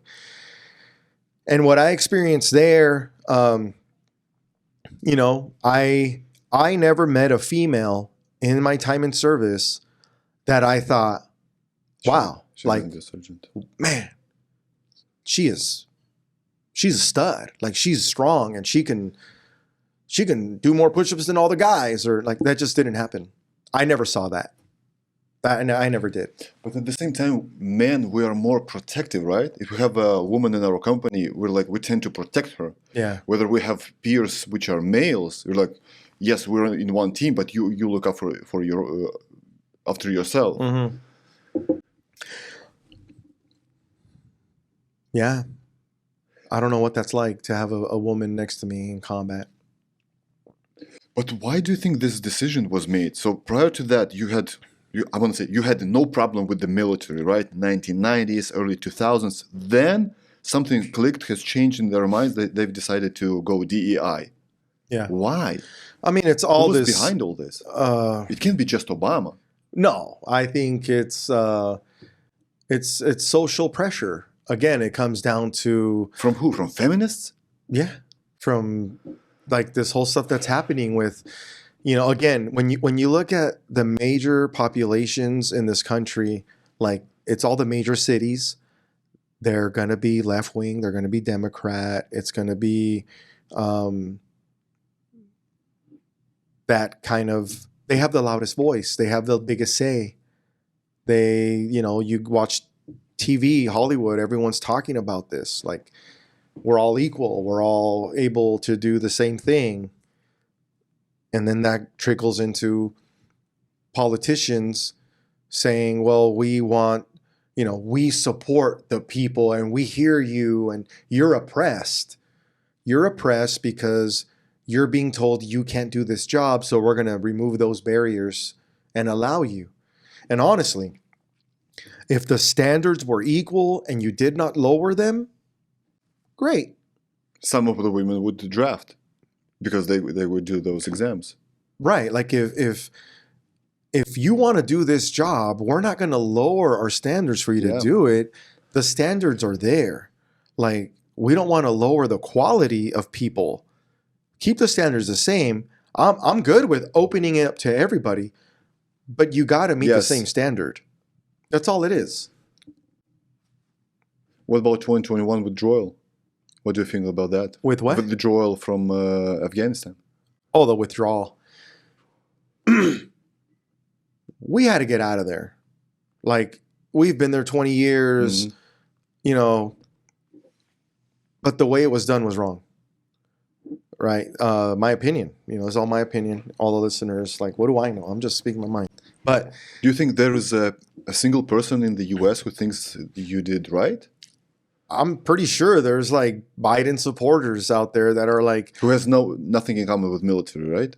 I don't know. Like you'd be surprised. There's just people that, it's about time. Good job. Like, good job. Really? Yeah, I know. To me, did they see those photos with the plane and people just hanging on that plane? That's horrible. Yeah, that's tragedy, bro. Yeah, it's tragic. It's tragic. There was, I'm sure, a better way of doing things. What ended up happening is America's gone. The Taliban is back. They started murdering a bunch of people. They start, going back to the way it was before 9/11. Yeah. And it's, women are being oppressed. They can't go to school anymore. All these bad things are happening. Excuse me, what are the feminists? Yeah, exactly. Did they do the call? Yeah. Like, hello, Taliban? I saw an interview and there was this female reporter interviewing some Taliban guys. And then she said, "Are you in Afghanistan?" Yeah. Yeah. Someone let her? Yeah. Oh, wow.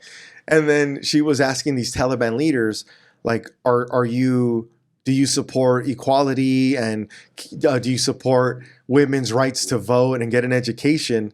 And they laughed. Literally? They laughed. They were like, get out. No, get out. Next question. Like, yeah, like that's hilarious. Like that's not serious. Get out of here.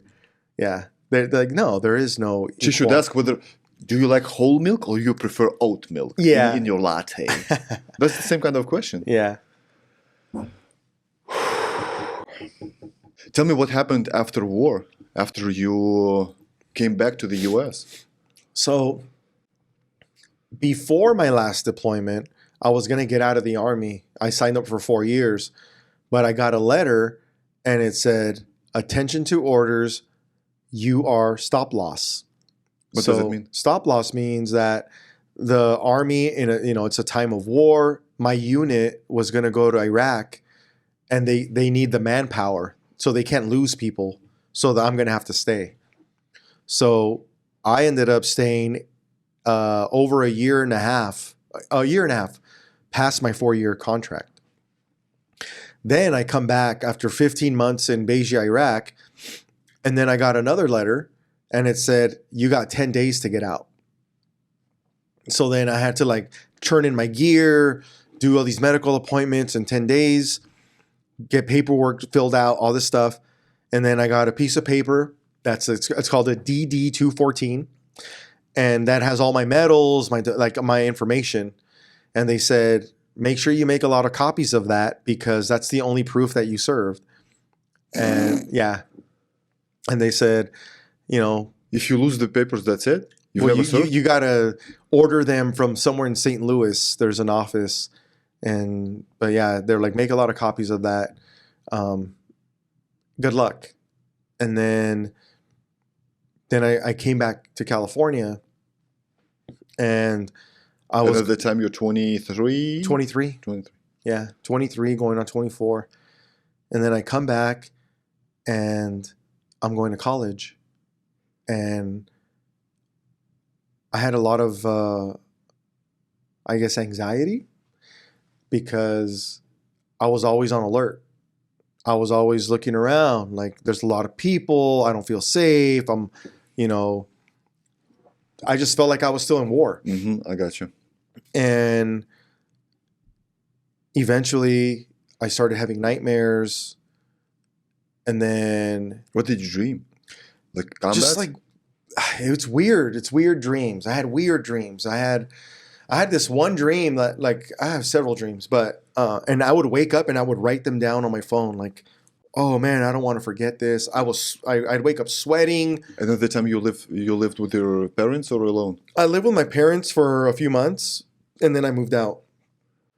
And I kept getting worse. And I was having more and more nightmares. The nightmares were like, I'll give you an example of one. Weird dreams. One of my nightmares, I would have it like maybe like once a week or something. Like it would just always come back. I was in Iraq. It was nighttime. I have night vision on, and I'm waiting I'm waiting by a road for someone to come pick me up, right? Like this is my dream. I'm just like on the radio. I'm like, this is Bravo 11, ready for extraction. And then like this truck pulls up, and it's a white Nissan truck with the red stripe on the side. Like the one I saw wrapped around the telephone pole after the car bomb. And they were common in Iraq. And I don't know who's driving it. I can't see. But I jump in the back of the truck in the bed. And then I just smack the truck. Pop, pop, pop. Go, go, go. Starts driving. And I'm like with my back to the driver in the bed. My legs are, I'm sitting on the bed of the truck with my weapon. And then I hear like a demon screaming. Like something out of a horror movie, like a very like scary scream.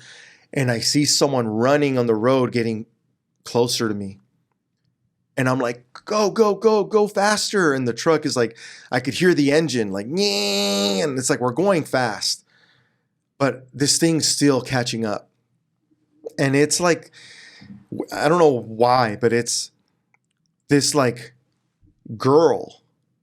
And she's burnt like black, like burned, like she had been in a fire. And she's like screaming like a demon. And she has a hospital, like a white hospital gurney, like the white gown. When you're at the hospital and you can see her butt in the back, like that. And she's just running fast. And then I pull my gun out. And she jumps in back of the truck and she's trying to grab me. And I'm just like, shoot. Like I can't shoot her.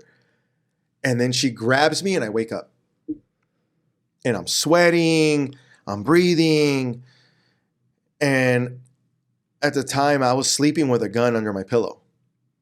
And I'd wake up, grab my gun, and I'm looking around like, oh man, like is someone in my house? What's going on? And it was nothing. It was a nightmare. And it would happen every so often. I had that dream. And I just have like other dreams like that, like just weird dreams of like someone was trying to kill me and I can't kill them. It's like you want to fight in a dream and you can't. Yeah. Or those dreams where you're like, you want to run and you're like, I can't. I can't run. It was like that. Yeah, those were the kind of dreams I was having. What pushed you to get to the gun and stick it to your mouth and almost push the trigger?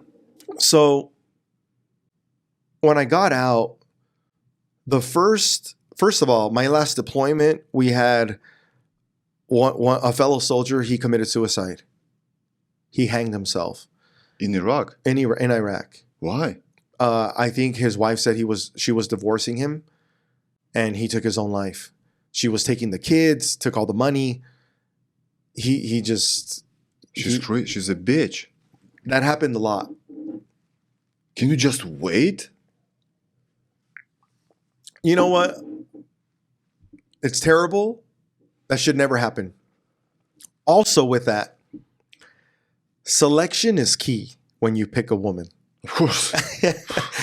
You know, if you're going to strip clubs and you're going to marry one of these girls, it's not going to end well. She was one of them? Don't do it. I don't know. I don't know the details. I've seen her once, and I could tell like there's something not good. Whatever. I don't want to insult whatever, but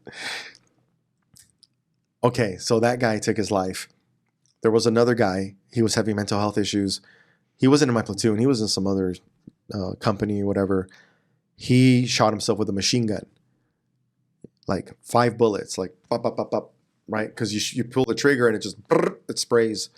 So he sprayed himself. With a machine gun like that? Yeah. It was it's called an M249 saw.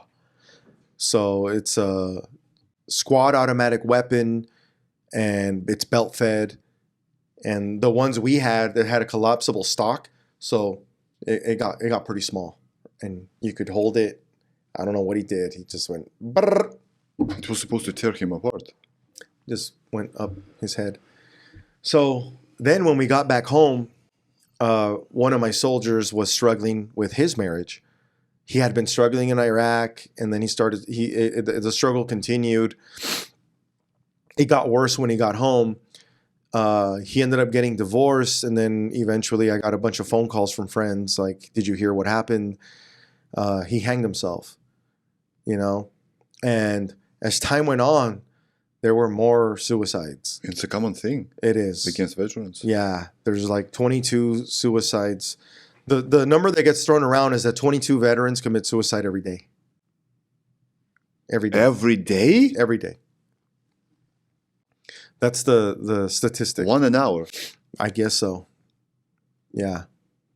Which I don't know how true that is, or but I know a lot of people that have taken their lives. I know a lot of people that have taken their lives. So it's almost 7,000 a year, plus 100,000 dying from fentanyl. There's been more veterans that have died back home than they died in Iraq and Afghanistan combined. Something's not working. Yeah. Okay, so continue. So there's, suicide. And then as time went on, when I left the Army, I used to be a part of a team. I was a part of a band of brothers. I trusted with my life. There was always a mission. And then when I got out, coming back home, I lost that. I felt alone. I felt like no one understood what I had gone through, of going to war, the things I saw.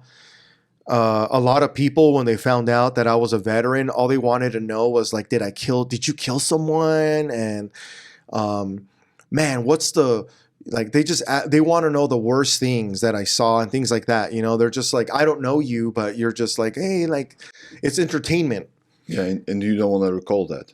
Right. Like, you don't just ask someone that. You don't, like, I don't know you. So then it was just a lot of that. It was a lot of, also after serving in the military and then going to college, I felt like I was just around a bunch of kids.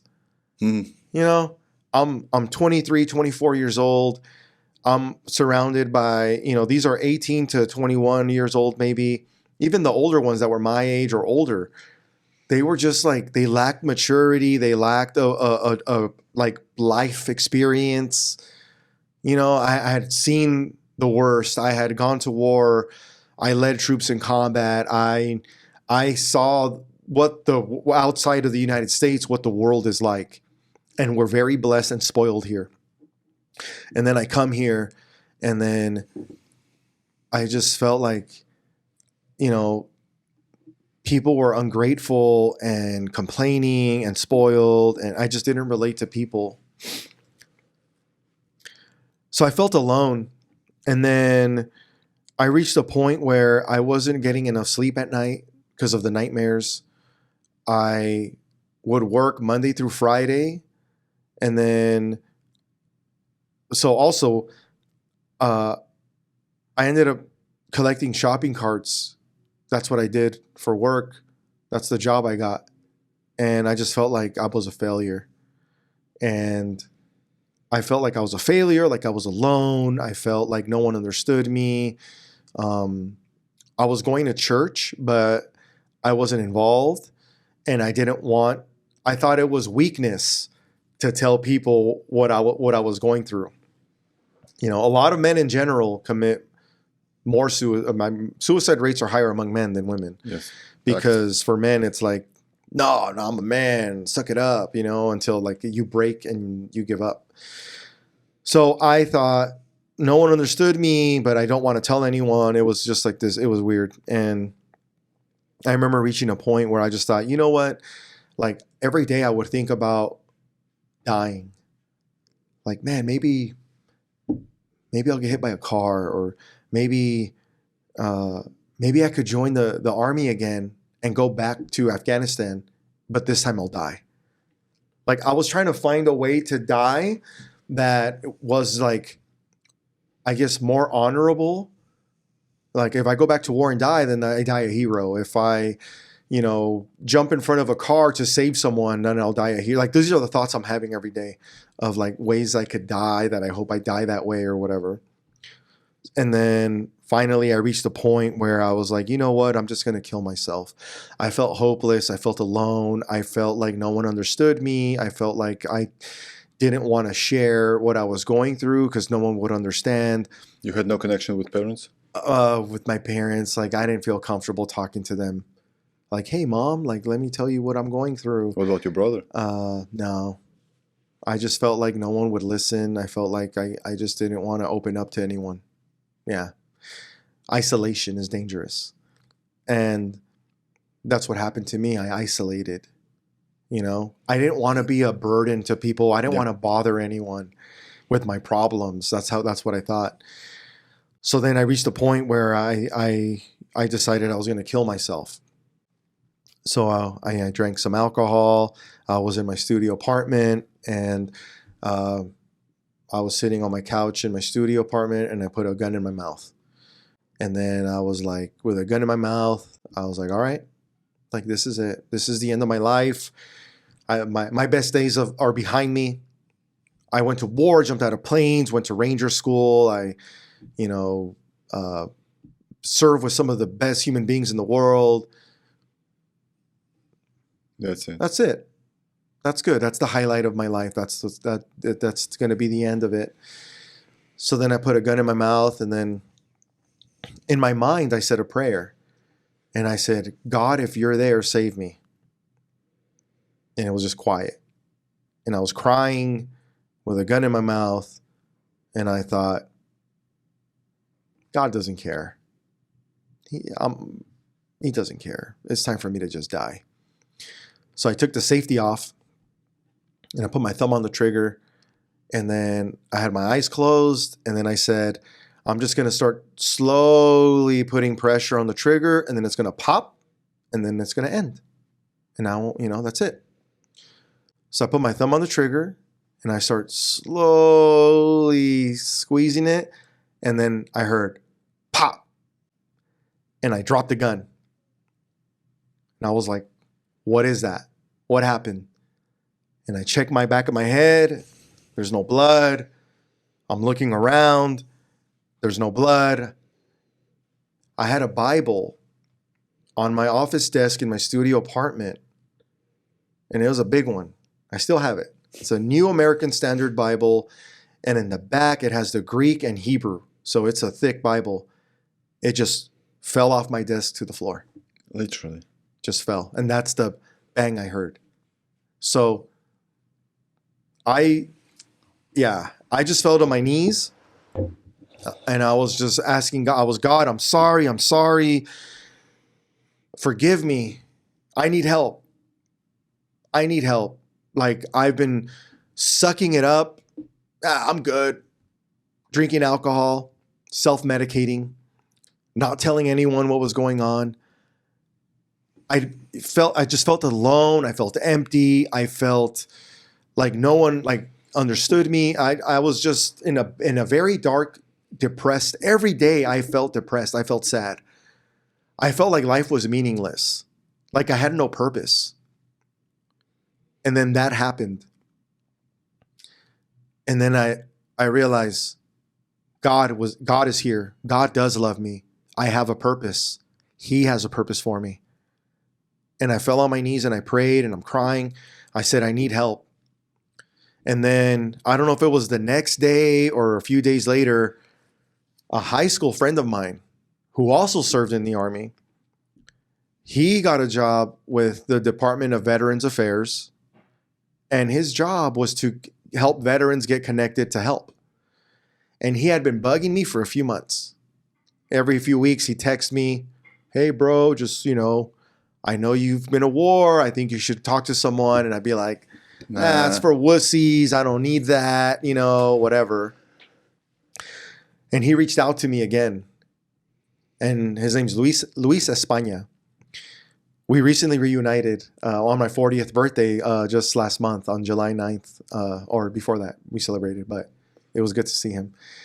Luis España, he again reached out to me, texted me, hey bro, I'm gonna keep bugging you, man. Mm-hmm. You need to see someone. He said, I'll pick you up, I'll buy you breakfast, and I'll take you to your appointment. And I was like, all right. And he did. He picked me up, bought me breakfast. I went to East LA. And I remember pride, and just in men in general. Nah, I'm not weak. I'm good. Nah, I'm good. This is stupid. I don't need to share anything. So I go to this appointment to see a therapist in East LA. His name's Bob Weems. And I walk in, I said, yeah, I have an appointment. And then the lady at the desk hands me a packet. She's like, answer these questions and give it back to me. And then the therapist will come get you. And I lied on all the questions. Do you drink alcohol? Sometimes. Nah. Who, me? No. Never touch the stuff. Do you feel depressed? No. Anxiety? Nah. Never heard of it. Are you having thoughts of suicide? Nah. No. Have you ever attempted suicide? No. All these questions. And I just, no. I hand it to her. She's like, thank you. Have a seat. The therapist will come out and get you. I'm just sitting there. And the whole time I'm like, man, like, I don't want to be here. No way. Like, I think it was like denial that I needed help, or like the pride. I don't know. It's just the pride, I think. Just, I don't want to be labeled as anything. I don't want to be thought of as weak. I don't want to be seen as like not good enough. So I answered the questions and then I'm waiting there. And then Bob comes out and he's like, he kind of looks like you. He's bald, but he was older. And he had a goatee. And he's just like, hi, I'm Bob. You must be Fernando. And I'm like, yeah, I'm Fernando. He's like, come with me. So we go in his office, right? A little office. He closes the door. It's just me and him in this office. He says, according to your answers, you don't need any help. It looks like you're normal. You're on the normal side. It looks like you're doing well. But he knows what's up. And I was like, cool. Can I go now? No, hold on. Remember that piece of paper, the DD-214? It has like everything I did in the military. He has it. And he goes, well, I got your DD-214 here. And his words, he says, I think you're bullshitting me. And I was like, uh-oh. And he says, Airborne, infantry, ranger, 3 combat deployments, your military history, it doesn't match your answers. He said, Fernando, I am here to help you. I am for you. I'm not against you. Even if you've committed murder, that stays between us. But I can't help you if you're not telling me the truth. And I'm looking at him, and I'm looking at the door. I'm like, I could just get up and walk out right now. I was so uncomfortable. I just felt like, oh man. And then in my mind, I'm just like thinking, and it's quiet, and he's just looking at me. And I'm sure he saw, he could tell. I'm like, I'm like, dude, can I trust this guy? Yeah, evaluating. And then I thought of like, me wanting to kill myself and God saving me. And I was like, all right, what do you want to know? And he got the packet and he says, do you drink alcohol? Yes. How many drinks did you have Friday? How many drinks did you have Friday? 36 beers. He's like, you've got 36 beers? Yeah. How did you manage to do that? I just got tolerance. I'm a paratrooper. So it's in our blood. He was like, who are you with? I said, alone. What about Saturday? The same. Who are you with? Alone. Have you thought about suicide? Yes. Have you attempted suicide? Yes. Fernando, you need help. And I'm like, oh. Then this guy, Bob, he said, are you religious? And I said, I'm a Christian. And he said, well, I'm Jewish, but I know about the Christian faith. Why did Jesus die on the cross? And I said, he died for our sins. And he said, is there anything that you have done that is greater than the sacrifice Jesus made for you? And I said, no. And I started crying. And he said, Fernando, I'm not a Christian, but I want to just sit here with you. And I want to allow you, if you just want to say a prayer right now and talk to Jesus, because your spiritual health is important. And I was just crying. And I was like, man, like, I've been lying to myself this whole time. I'm hurting. I need help. My pride kept me from getting help. I was ashamed of looking weak. I was ashamed of being labeled as something, oh, he's a veteran with PTSD or whatever. And then finally, like, none of that mattered. It was just, I just have to be truthful. I can't hide from God. God knows the truth. He knows everything I've done. He knows everything I've thought. He knows everything that's going to happen in my life. He knows it all. He knows, and he was there when I had the gun in my mouth. He was there God has always been there. He's never left me, but I'm trying to hide from him. And I had to stop hiding. And then I just surrendered. And I was like, God, forgive me. And then I was like, okay, I'll be honest. What do you want? And he's like, we're gonna have to process all of this stuff. So I met with Bob 2 days a week for like a year.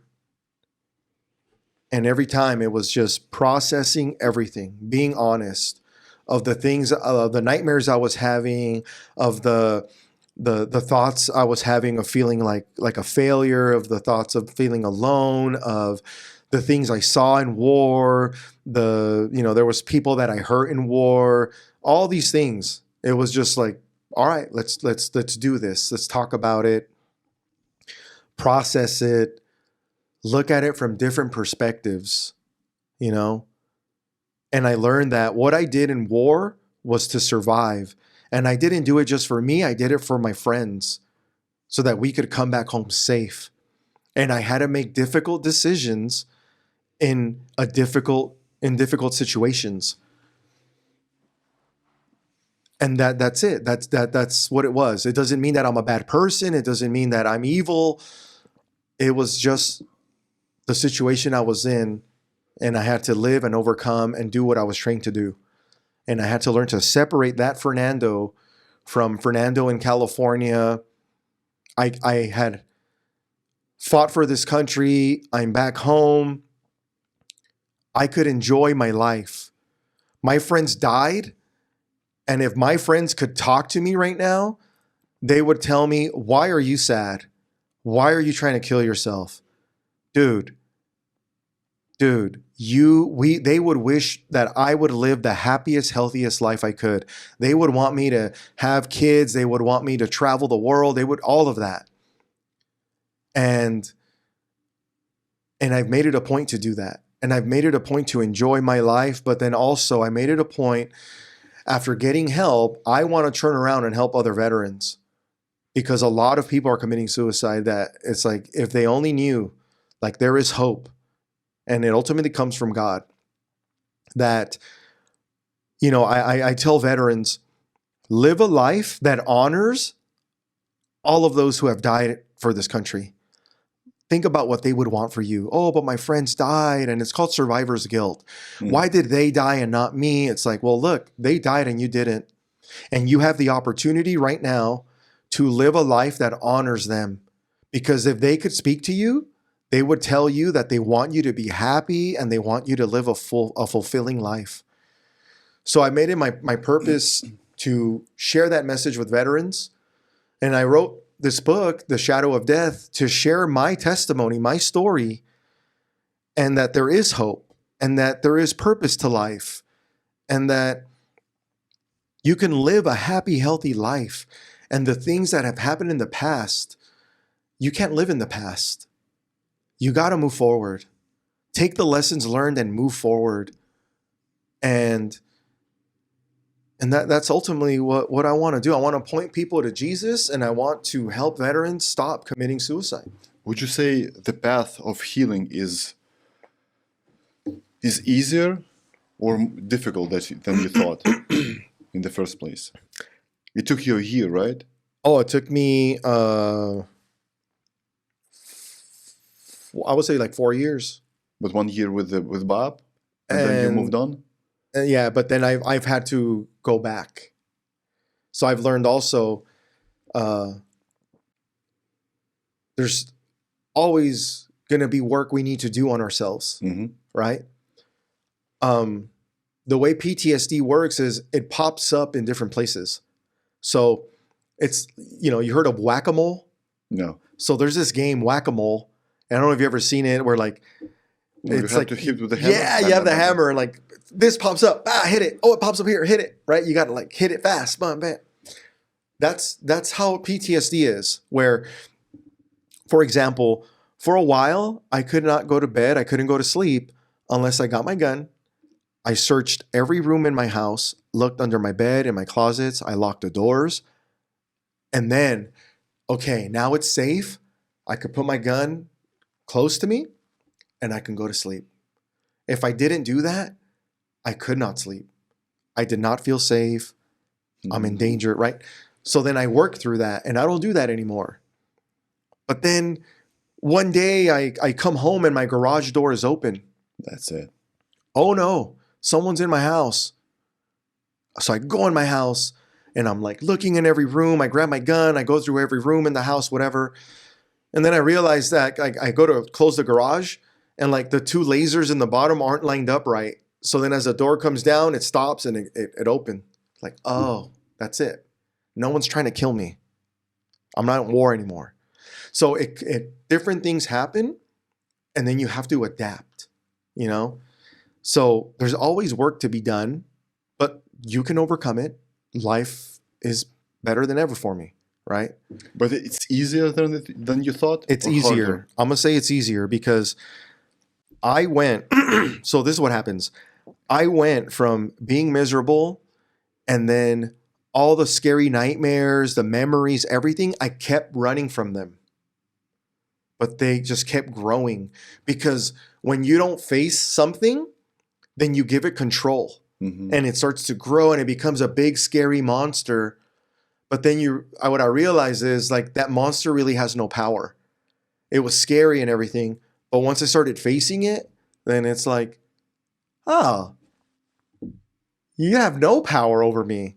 And the monster kept getting smaller and smaller, and then it's gone. It's like, it's scary to face it, but when you do, you see like life is so much better. I would rather face it and be happy and healthy than not and be miserable. But it's like with all things in life, it's scary to go to come by the girl and tell her, "Hey, hi, how are you?" Right. It's so scary, like, oh, no way. Yeah, But once you do so, anxiety. like, yeah. Yep. You okay, that's a good example. You know, there's a beautiful girl and you're just like, nah, she's going to say no. She doesn't like me. No, I don't. In your head, you're making it all this. I thought, no, if I tell people that I try to kill myself, they're going to be like, oh, dude, get away from me. Or like, I just felt so ashamed that I was thinking that people were going to like get mad at me, reject me, that the church I was going to, that were going to say, you're not a Christian, like get out of here. If you try suicide. These stupid thoughts that aren't real. I made it up in my head, just like, oh, that girl, she's going to say no. Oh, I'm not good enough, whatever. And then you turn her into this big, scary monster. When really, just be yourself. Just go up to her like, hey, what's up? How's the weather? Yeah, whatever. Start conversation. And then you make her laugh and then you get her number. And if she says no, cool. Next. There's more girls. Like, you'll be all right. You're going to live, 3 billion girls. 3 billion, yeah. Minimum. So, Fernando, how exactly do you help veterans? What exactly do you do? So, I've been working with Step Forward Academy. It's a nonprofit that my friend started. And as the Veterans Outreach Director, our goal at Step Forward is to help people find their purpose in their career. So something that I struggled with is getting out, and a lot of military people struggle with this too. You want to find a purpose. In the military, there's always like a schedule, there's a purpose, there's a mission. Then you get out and it's kind of like you feel like you're on your own, and then well, what's the purpose? What's the mission? Also, the brotherhood is gone. My buddies are gone. I'm now on the other side of the country. They're, probably still in the army. They're deployed. They're, whatever. I feel alone. So what Step Forward does is help people get connected with mentors and coaches. So we have volunteers. This is all free. It's free. It is a Christian nonprofit for everyone. And it's also like veterans and it's civilians too. We have a lot of clients, from broken homes, a lot of women that are coming from domestic violence situations, and they need to find their career and they need to provide for their children. So we help veterans and non-veterans, all free, and it's online, and help them find like what career is best for them, help them get their resume together, their LinkedIn account, learn how to budget, learn life skills. We connect them with working wardrobes. If you're saying, I don't have any interview clothes, we can help you get a suit and tie, whatever you need for an interview. Do mock interviews, help you find a career, a job. And we also we have volunteers. And for the veterans, we have veterans. We have Vietnam veterans. We have Iraq and Afghanistan war veterans. These veterans have been screened. They are successful.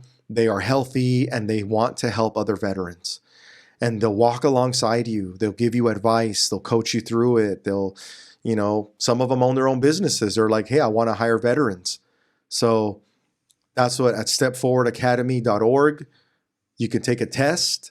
It tells you like your personality. It tells you what careers fit you. and then you can get pointed in the right direction. How does the government help veterans? The government, I mean, you got to get connected through the VA.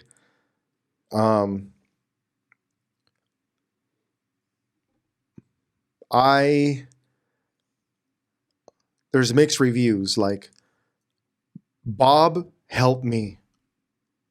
He did a great job. After him in Long Beach was Dr. Benjamin. She helped me. She did a great job. The problems I see is, like, if you call the VA, you're probably not going to get an answer.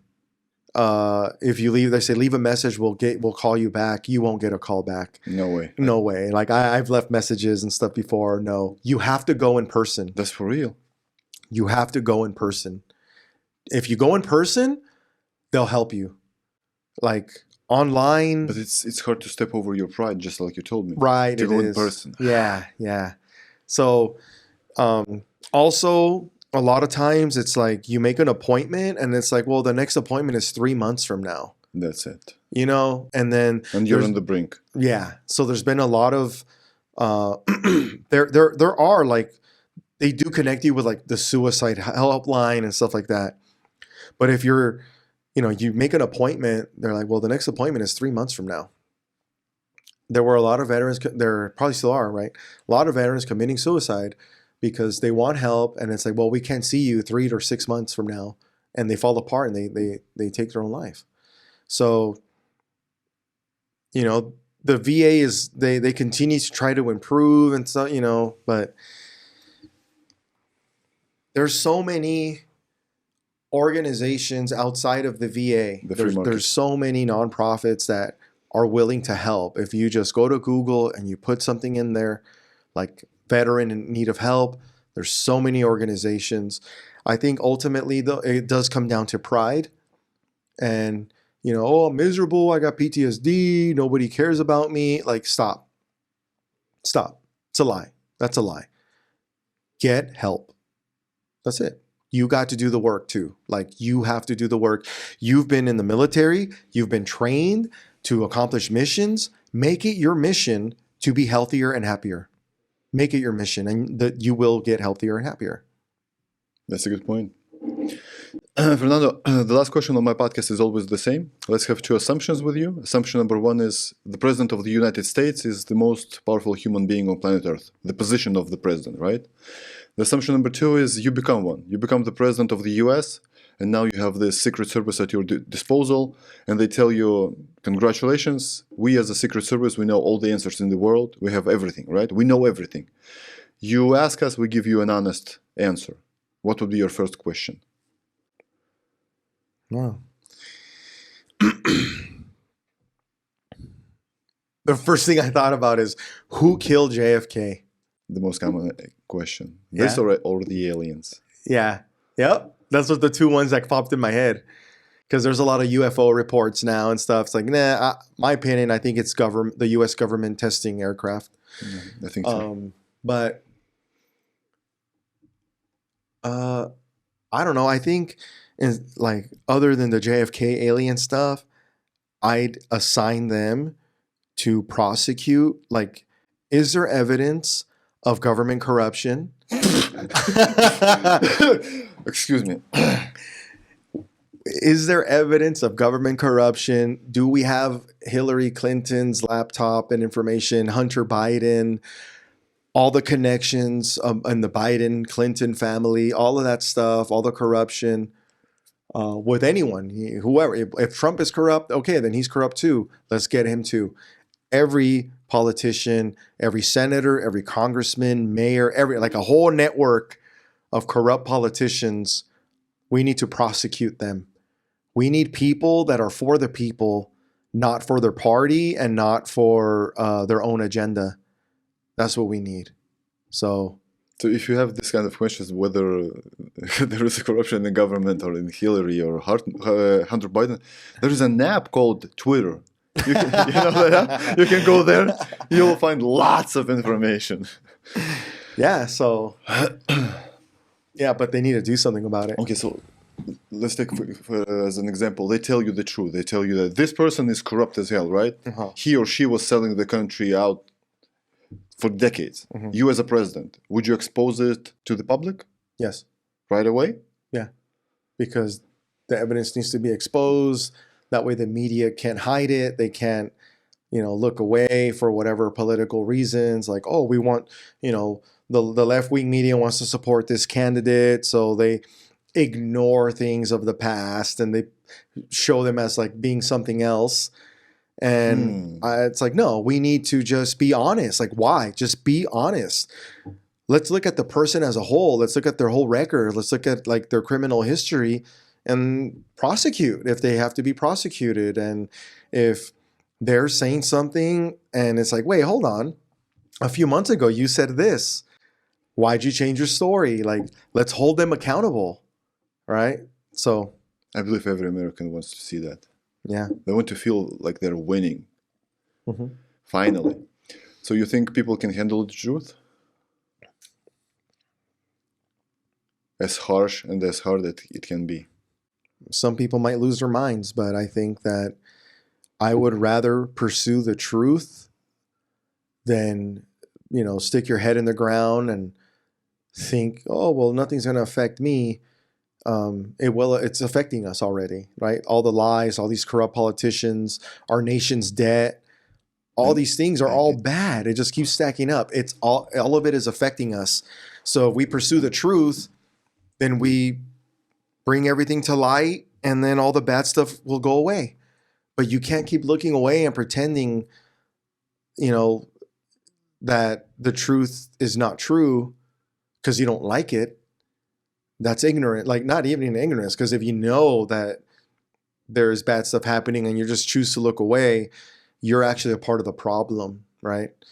Who was it that said the only way for evil to prosper is for good men to do nothing, right? So, and Jesus said in Matthew, there is only yes and no. Don't swear on anything. Either that's true or false. That's it. Nothing in between.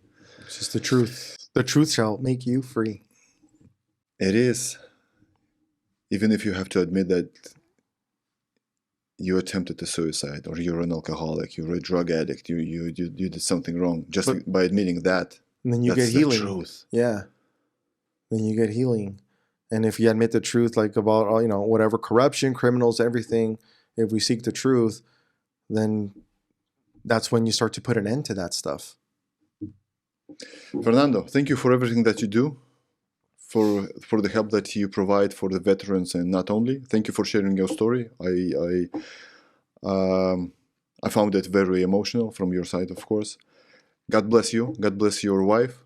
God bless your future kids. Yeah. May God Jesus Christ bless all your family, Fernando. Thank you.